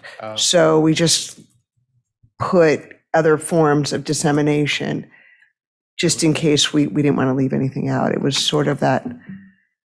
Should we say electronic or electronic or written? Otherwise, would that be worth inclusion? Well, we brought it up, and I remember Vice President Banta made a really good point when we said oral or written, that there's other forms of dissemination if someone reads in Braille, if someone, so there was just a whole host of other dissemination categories that we thought that this would capture everything as broad as it is, that we didn't want to, leave out or exclude any categories or any groups. To further clarify that, just not the point of leaving out, but also, as you pointed out, there's one specific section and then the rest is kind of in other forms, specifically speaking to precedent that has been set already in that particular format, which kind of set the standard that there may be some emphasis needed so that that particular format is noted as one that is inclusive of dissemination of information. Again, these changes are based on recommendations that were received, and also precedent that was set with violation of the ethics portion of this, and also when it comes to confidentiality and executive sessions and things of that nature. So it was based on precedent, it seemed that it was necessary to specify that. But also to Trustee Rudley's point, going further than that might, you then would have a very long list. So the specification was based on precedent that was set in that particular format. Yeah, I agree. I mean, I get your point. I guess the question would come up is, why did you point out social media, not something else, right? So that's just my only point. I mean, not that's like a game changer, but. Well, that was did you? Yeah, I just because, answered, the you got precedent, it, right? I got the precedent Okay. part. Yeah, I'm just saying that it's just, we're staying here among precedent, but in the future, when this is looked at, it's just a matter of, why would this be pointed out and not like anything else? Well, precedent in recommendations Okay. that the board received. Okay. And this is in lieu of I think my understanding is correct, but is it in lieu of like a whole separate social media policy? Is that the Yes. intention? Okay. When reading through the social media policy, there were so many parts that we already had in policy, but in order to capture that aspect, to update our policies, if you will, it just naturally, by the recommendations and by the discussion of the committee, recommendations of our attorney, that would be best placed there. Okay. I think is that. Yep. It doesn't mean it rules it out forever for the future, but it gets very right. A lot was in other policies. A lot gets into what you can't have a policy that conflicts with the law. So there's things you can't do. Some are were more guidelines that you can't enforce. So so yes, this was in lieu of that. Any other comments? All in favor? Aye. Opposed? Abstentions? Okay, I think we have now reached the second public comment period of the evening. This is the public comment period on any topic as long as it is not specific students or personnel, and it is education related. Do we have anyone in the audience in person who wishes to make a public comment? I do not see anyone making their way to the mic, so I will now ask our clerk if there's anyone virtually who would like to make a public comment. Okay, there being no show of hands. Just one second. We will now continue to the board dialogue section of the meeting. There are a few things to report back on. I'll go ahead and start. I think that since we had our last board meeting, there was a press conference at Westchester Community College that several of the trustees attended. Dr. Sanchez was there, as well as a lot of the cabinet. And it was a great partnership that was developed where our high school students are automatically enrolled at Westchester Community College. The paperwork burden and other hurdles have been removed entirely. And that was also attended by the Peekskill District as well as Port Chester. There were some inspirational student performances, and some of our local and state politicians attended as well. So it was a lovely community gathering. We also had some high school students from Ossining who spoke about their experience, and it was a nice event that was very well attended, and we are proud to be a part of that. So I will certainly open it up to any of my colleagues to add their 2 cents on that, but I definitely wanted to mention it. Okay. Also, there were several of us who attended the NYSBA State School Board Convention in Syracuse, New York. It was Trustee Rudley, Trustee Mangiamelli, Trustee Banta, myself, and Dr. Sanchez. Dr. Sanchez and Dr. Mariso gave a presentation that we were able to attend in conjunction with the Peekskill School Board, which was fun. We took some great photos with them and had some nice conversations. It was actually just a good opportunity, I think, for those of us who attended to catch up with each other and to catch up with other school board members from around the state and share a lot of different perspectives. There were several presentations that, I found particularly impactful. I did attend the school law full day seminar, and there were a number of issues that were addressed in there. There was some law related to special education and RTIs, definitely a conversation that we should keep having and think about during budget season. There was a presentation about using data, some of, for example, the attendance data that we looked at tonight. Baldwinsville had created an entire data platform where you could click on an individual student and it would show you what after school programs are they in, what is their attendance, what are, have they been out on medical reasons or for something else, what are their grades looking like, how many you could put in how many free periods do they have in the high school, and it would really give you a snapshot. And this was something that they were saying that obviously the teachers are using when they're talking to parents at parent-teacher conferences, but it's really designed to bring community plus education together in a data-driven way. It was really interesting to hear their approach to that. Those were just a couple that I was able to attend.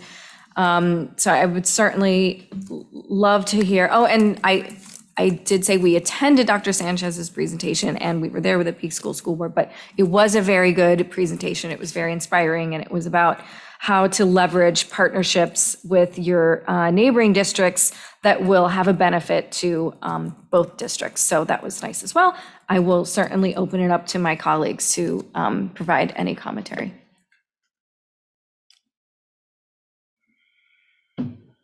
I've spoken too much.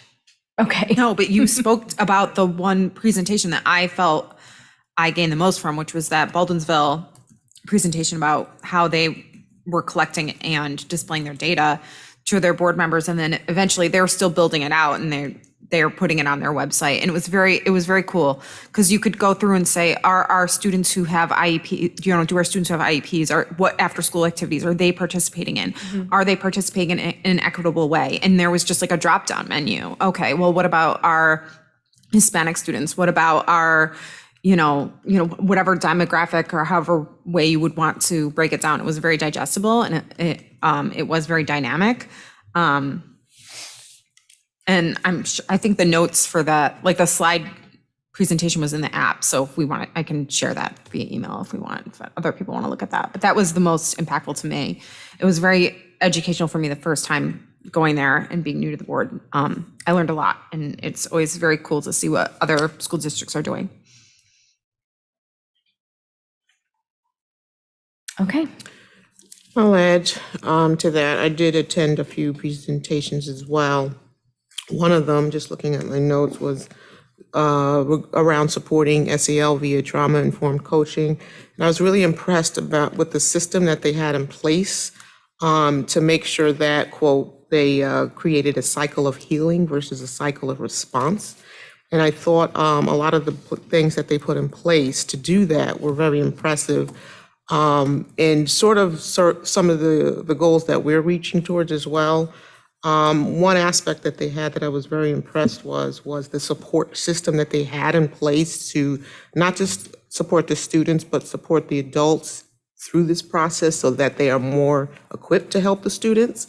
And they had really efficient systems in place that could anonymously, the staff can reach out to appropriate clinicians and things for certain supports that they might feel they might want to help their students, or vice versa, reaching out to those clinicians for support for the students.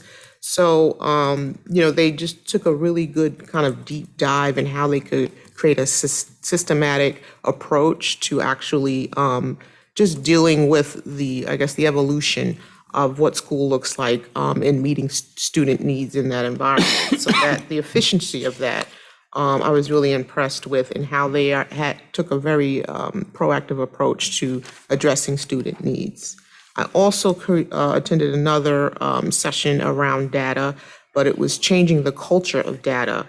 data-informed decision-making, basically analyzing what they called ROI, which is a return on investment, making sure that you have a system in place to evaluate data that actually can look at, are you yielding the results? So basically it's from a budgetary lens to actually kind of evaluate where your dollars are going and how you not only can most efficiently apply them, but are you getting the results that you wanted from investing in those certain initiatives or whatever it may be during the budget process. So that was very exciting as well, because it was a very unique approach to utilizing data from the budget perspective, which is very impressive. And like Trustee Mangiamelli said, there are slides available, and I can see if I can access that to share it as well, because I think that will really start helping some of inform a lot of our decision-making, not just around budget time, but when we're trying to analyze data, looking at it not only just from a strictly student perspective, but just overall return on investment, just generally speaking. So that was very impressive. And then also, I did attend the other data session as well, and they did have a very complex system in place, not just to yield the data, but to make sure that the data was shareable and interpretable with the community. So that was a real emphasis that they had in that session that the three of us attended, that I was very impressed of as well, trying to bring make sure everyone's kind of aware of the trends and what the board is actually seeing as well. Of course, what's shareable. And then I also did attend a small session towards the end where it was government in the sunshine. And it was basically just analyzing some of the changes that are coming with just how we approach meetings and the way that some of the laws are changing around that. So that was very interesting as well. It was a jam-packed session. A lot of questions were being asked, so there was a lot of ground covered in that. But I thought that was very interesting how they tried to help people kind of take that deep dive and to some of the ways that just say, for instance, the remote access around board meetings and, whether certain members, dial in or how that works, and just kind of, unpacking the nuance around the way that the public meeting laws have shifted a bit based on what was, experienced and learned in the pandemic. So overall, there was some, really good nuggets that came out of attending that convention. And most impressively overall, I just like the way that a lot of districts are trying to really make impactful use of their data and trying to evolve the way that data feeds, system-wide the needs of their student populations and also the growth of the district as well.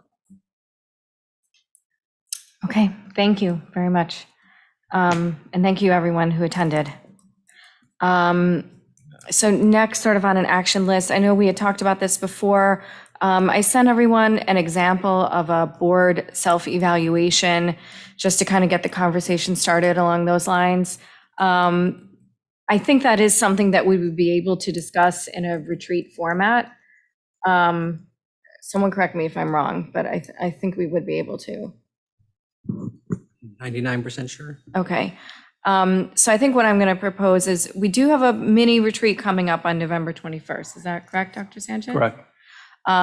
Maybe it makes sense.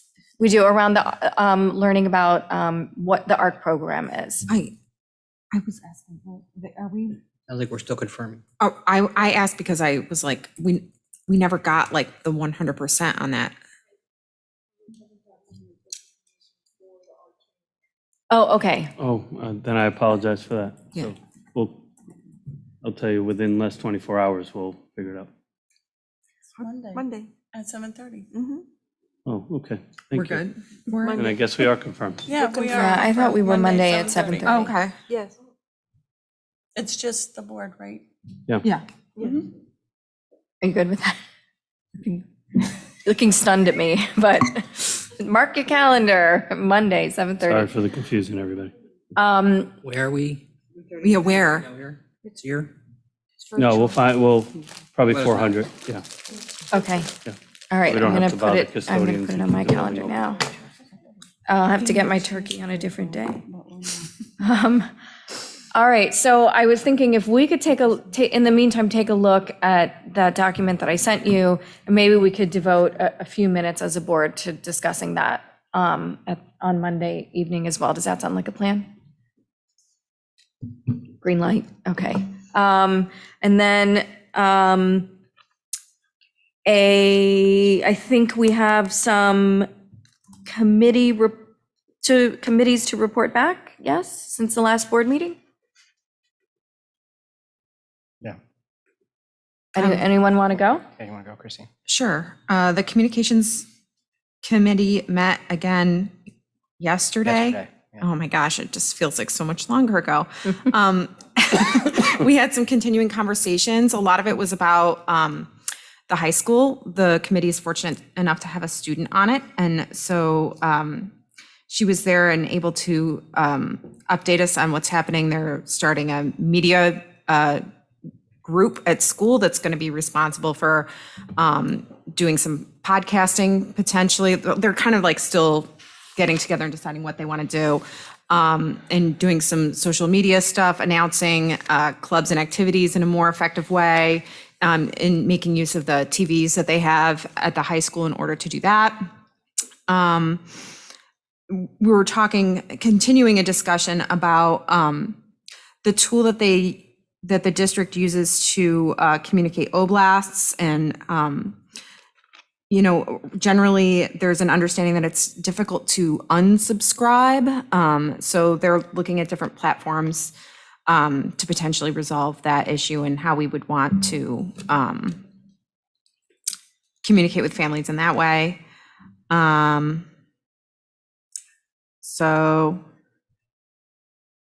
OPRIME had an update there too. They're putting out little caddies with information about how to connect with the school in general, and also putting flyers in there for events at places like the library, but also at like La Placita, the Laundromat on Spring Street, I think, and the rec center, the library, and places like that. So they're doing their work there too.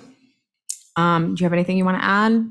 No, I think there was a good discussion yesterday around, making sure that all the families know where, what clubs are available, because there are a lot of families that weren't even aware of that. So there's going to be some communications around that. They're going to have some students that'll be on that, potentially even looking at doing a subcommittee to pull together a list of all of the activities and clubs that are after school that kids can be involved in, so they can stay engaged, and looking at ways to communicate that on out.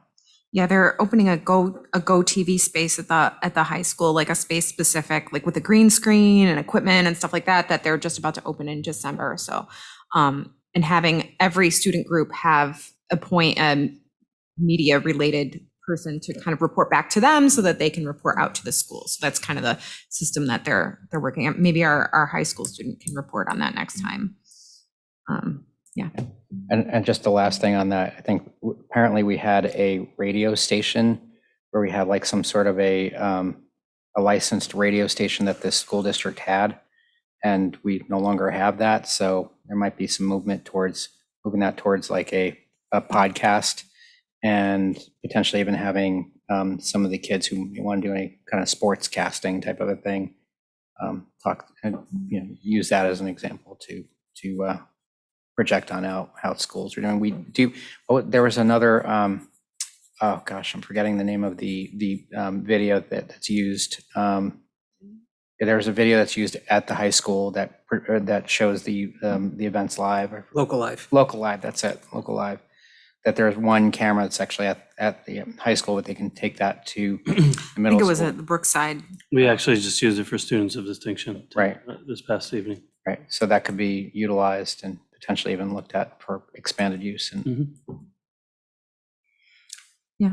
I wasn't aware of the radio station. We don't have the license. When was that?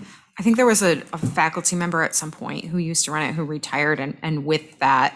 And then I think during the pandemic, it just didn't get lifted. It was just a matter of the staff running it. We still have the capability to. Well, there was like a licensure that you need, and Okay. there was like a specific person who didn't renew that, and Okay. that position went unfulfilled for a little while, was my understanding. And so that license lapsed during that time. But at this point, it may not be very forward thinking to renew a radio license. It was the thought that it might be a better direction to move towards a podcast. It was like format. an FTC licensed radio station. Yeah, I remember yeah, I just didn't realize Yeah. the license was, all right. It was new to me yesterday too. Just add one of my communications. I did pretty well making those meetings last year, but I'm not doing so well this year. Really 2:45 on. They're a tough time. It's for that high school student. Yeah. Yeah. No, if anybody is interested in joining the committee, I could easily step off and/or be on a list of people who could replace me, but I'll try, and I know you guys would. You can zoom better. into them too. Understood. I almost did that yesterday, but 2:45 is I know, that's a tough. Any other committees that have met? The audit committee met, yeah.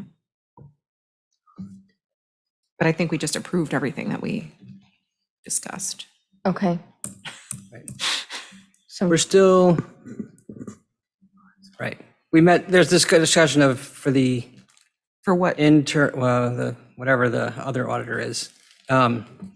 Typically, we look at a certain area, purchasing, payroll, cafeteria, whatever, technology, and in each year, the committee decides which group to look at. And I think, Alita, my recollection, I know we proved what we had here.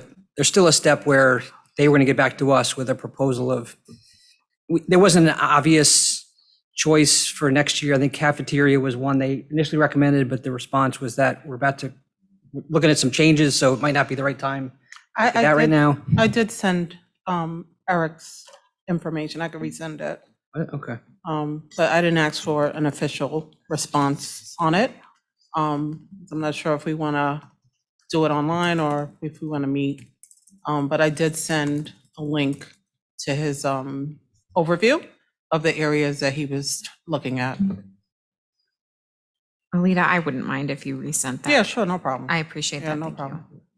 Because I think I missed. I was that one. wondering why I didn't get any feedback. I think I missed that one. I'll check my emails. I'm pretty sure I sent it, but I'll double check.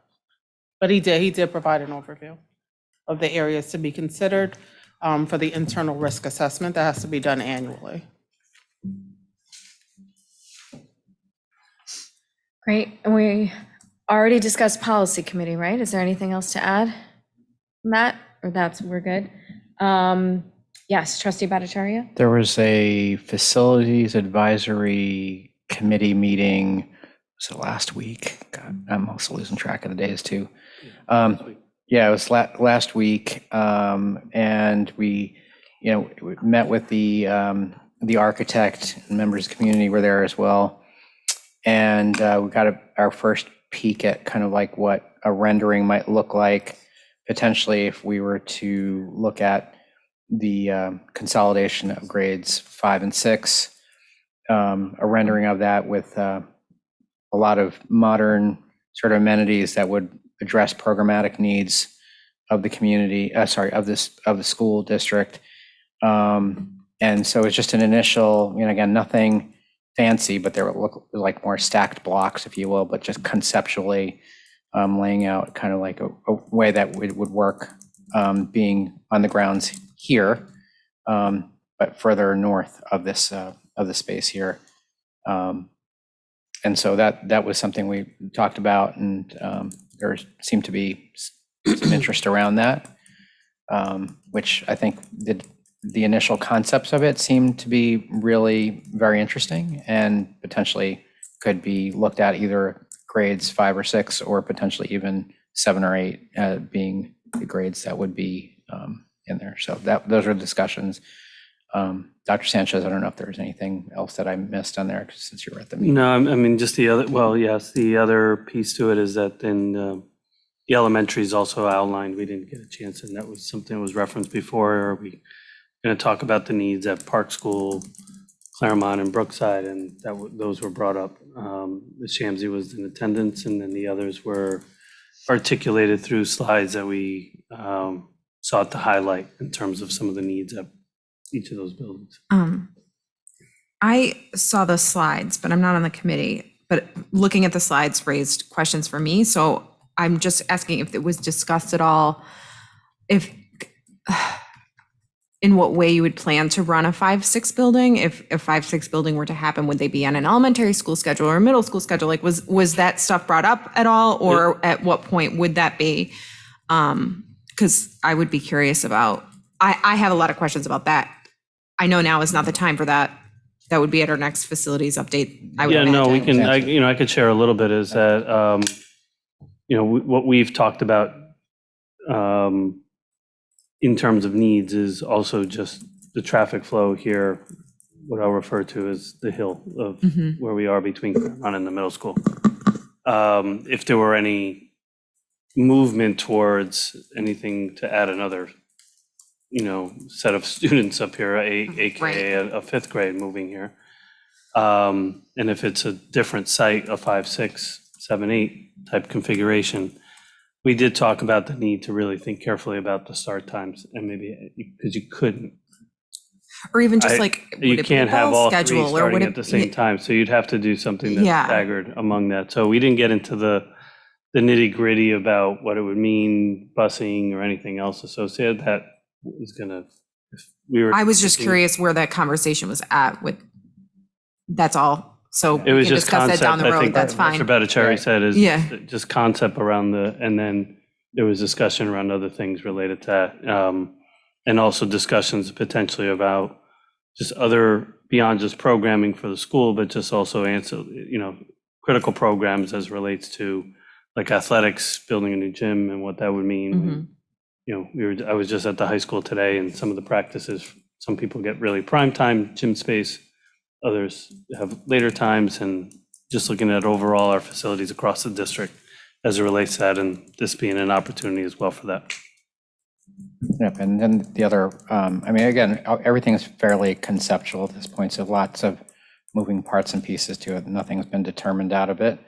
But, having said that there's, a lot of things that were talked about, particularly as Dr. Sanchez pointed out, even looking at new ways of trying to get the buses in and out of Claremont, because that's a really tight space there too, and what other considerations. So it's still in the concept, but nothing's been solidified phase. Is that a fair statement? Yeah, right now it's been, for all of us, it's been sort of that exploratory, make sure everyone has a basis of what we're talking about, i.e. those that haven't been involved in the conversation over a period of time. They too have had the chance to visit various sites and just get some ideas of what others have done during this. But now we're hopefully, narrowing the scope and coming back and, as Mr. Galiff referenced before, is like, how does this all correlate with some of the data that we're seeing, and, trying to establish some priorities as well. And we'll also come back with some recommendations, but there's a strong fiscal component that needs to be considered in this as well. And I'll turn over to my colleague to kind of share and what those potentials might be when the time comes. Yeah, and just the last piece too, the other implication of having 5, 6 would mean that administration would move down to the Roosevelt, Right. which would also bring with it O Prime and everything that'd be much closer to all the other buildings where it is now. That's conceptually. Yep. Great. Any other committees? I wanted to thank our Brookside principal, Ms. Orduz, for the Brookside tour, which I don't remember what day that was. I was unexpectedly unable to attend, but thank you for that. And I know that our admin in each of these buildings go through a lot of time and effort to put these tours together. So thank you to the trustees who were able to attend, and for everyone at Brookside who worked to make that happen. There is a Claremont tour scheduled for this Monday at 9:15. I do plan to attend. I'm wondering if others are able to attend. You could just shoot me a quick email just so we kind of have some kind of understanding of attendance. That would be appreciated. And then I think, I already let. Yeah, I let email oh, you did? Ellie. Okay. Yeah, I'll be there as well. So. Okay, good. All right. So I just wanted to make sure we had at least 3. On the Brookside one, it was great to go with Christine because we got like an ARC preview Yeah. And she asked all kinds of questions, so that was great.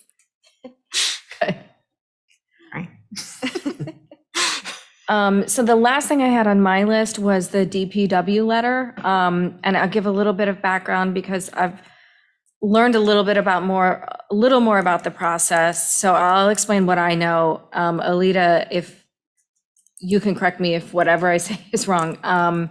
But it's my understanding that the village board has voted affirmatively to go and request a pilot from Westchester County's Industrial Development Agency, which is referred to as IDA. And that process is going to happen. And at this juncture, there has been no formal input requested from the district.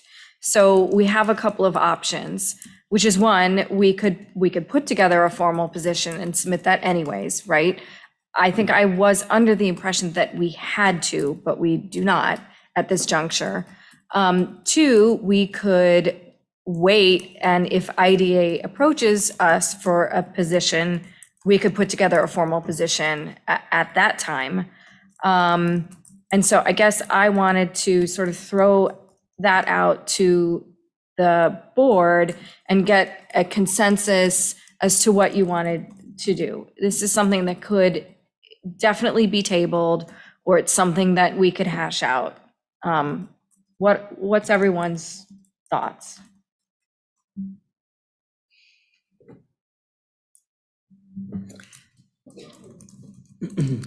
I can give thoughts. Roger and I also had a meeting with Karen DeTore as the follow-up of the last meeting. I would suggest we table it. In part, it's a moving target. I know one of the things we learned is, which was different from last year, is originally they had two different proposals or configurations of the units. And I think based primarily on our feedback, they've already gotten state approval and are going down the path of the lower number of student options, so that higher number student option is off the table. I just don't know what else would change, if we write a letter, it's a moving target that we're writing a letter against or for, or so I would suggest if we're not being asked for a letter, we don't send a letter, but. And I think the general sense was that, from the pilot perspective, and I know there's some discussion about this, and perhaps it's still a little bit murky for me, but I think there's probably not a lot of ceiling that we have in terms of what could potentially come back to the district for what comes out of that particular development from a pilot perspective, right? That was the general sense you got as well, Trustee Gallo. Meaning that pilot couldn't be increased, right? It is what it is right now, right? That was because I think the big concern is that, we're assuming that does become much more than what was originally stated in terms of the number of students that are there. How might that affect us from a space contention perspective? And what would we need in terms of additional revenues to help support that? And what opportunity is there from the pilot perspective to benefit the district?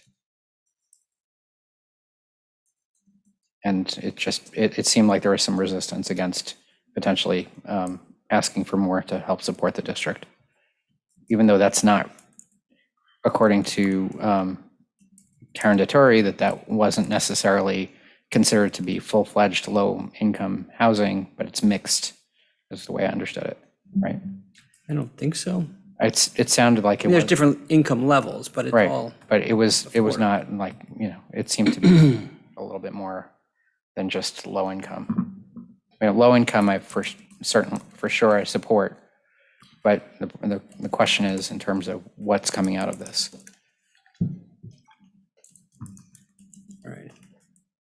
That's where I think, either we have to spend another hour or two going through the details to figure out what the response would be, or we table it until we're asked. Will we be asked? Is that a guarantee? We may not. Or they may not be be asked. asked at all? What is the normal They don't need to ask us. They don't need I to know. ask us, and we don't necessarily get a say. I get that the letter was never, it's not something that they needed from us in the first place. Right. But now that they've applied, you had mentioned that maybe when the county may ask. There is a chance that the IDA could ask, Okay. could come back and say, what's your position? And so I guess this letter was sort of trying to answer that question, but we really haven't been asked that question yet. But also, all of this aside, if, you came back to the next meeting and felt strongly that we should reinvigorate the discussion, it's fair game for board dialogue. Anyone can do that at any time. The other, 99% sure, there's also the SECRA process. Right. That's separate from the pilot process that will, on any development projects, we will get asked for input there. So we will officially get asked as part of that process. Yeah, my understanding, first of all, the letter that was being drafted was not addressed to the IDA. It was addressed to the village, just as a statement on what the position was for the school district. We checked with the IDA and we know that the project has not come in front of the IDA yet. But you're right, there is also a SECRA process. The project hasn't even been approved by the building department. So it hasn't even gone to that phase yet. To my knowledge, the last time I spoke to Karen, which I think was over the summer, the only thing that they did approve was the fact that they were going to allow that space to be used for that purpose at their meeting. Are you saying that we would not get notified from the IDA if it was presented to them? They might. You were My saying that they understanding may was not? we may get notified, but they might not ask for a position.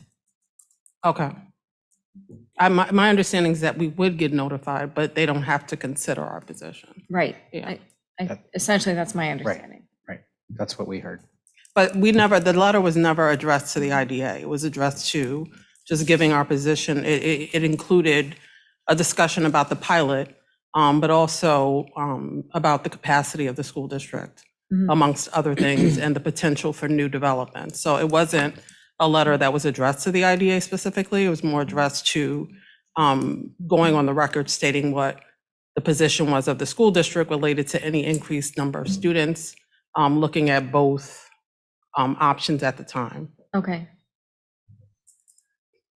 So I guess, and respecting the fact that we have a trustee who's not here, who I know does have strong feelings on this issue, can I get a sense of like a green light to table it for a bit? I would table it. I think it's fair to include Trustee Schnecker. Okay. All right, I think that's the consensus I'm getting. That makes sense. So we'll table further discussion for now. Does anyone else, I think that's it for my list. Does anyone else have anything they want to bring up in dialogue? All right, folks, I'm going to, there being no further regular business of the board, I'm going to take a motion to enter into executive session. So moved. Second. All in favor? Aye. Aye. Opposed, abstentions? Good night to our audience. Good night.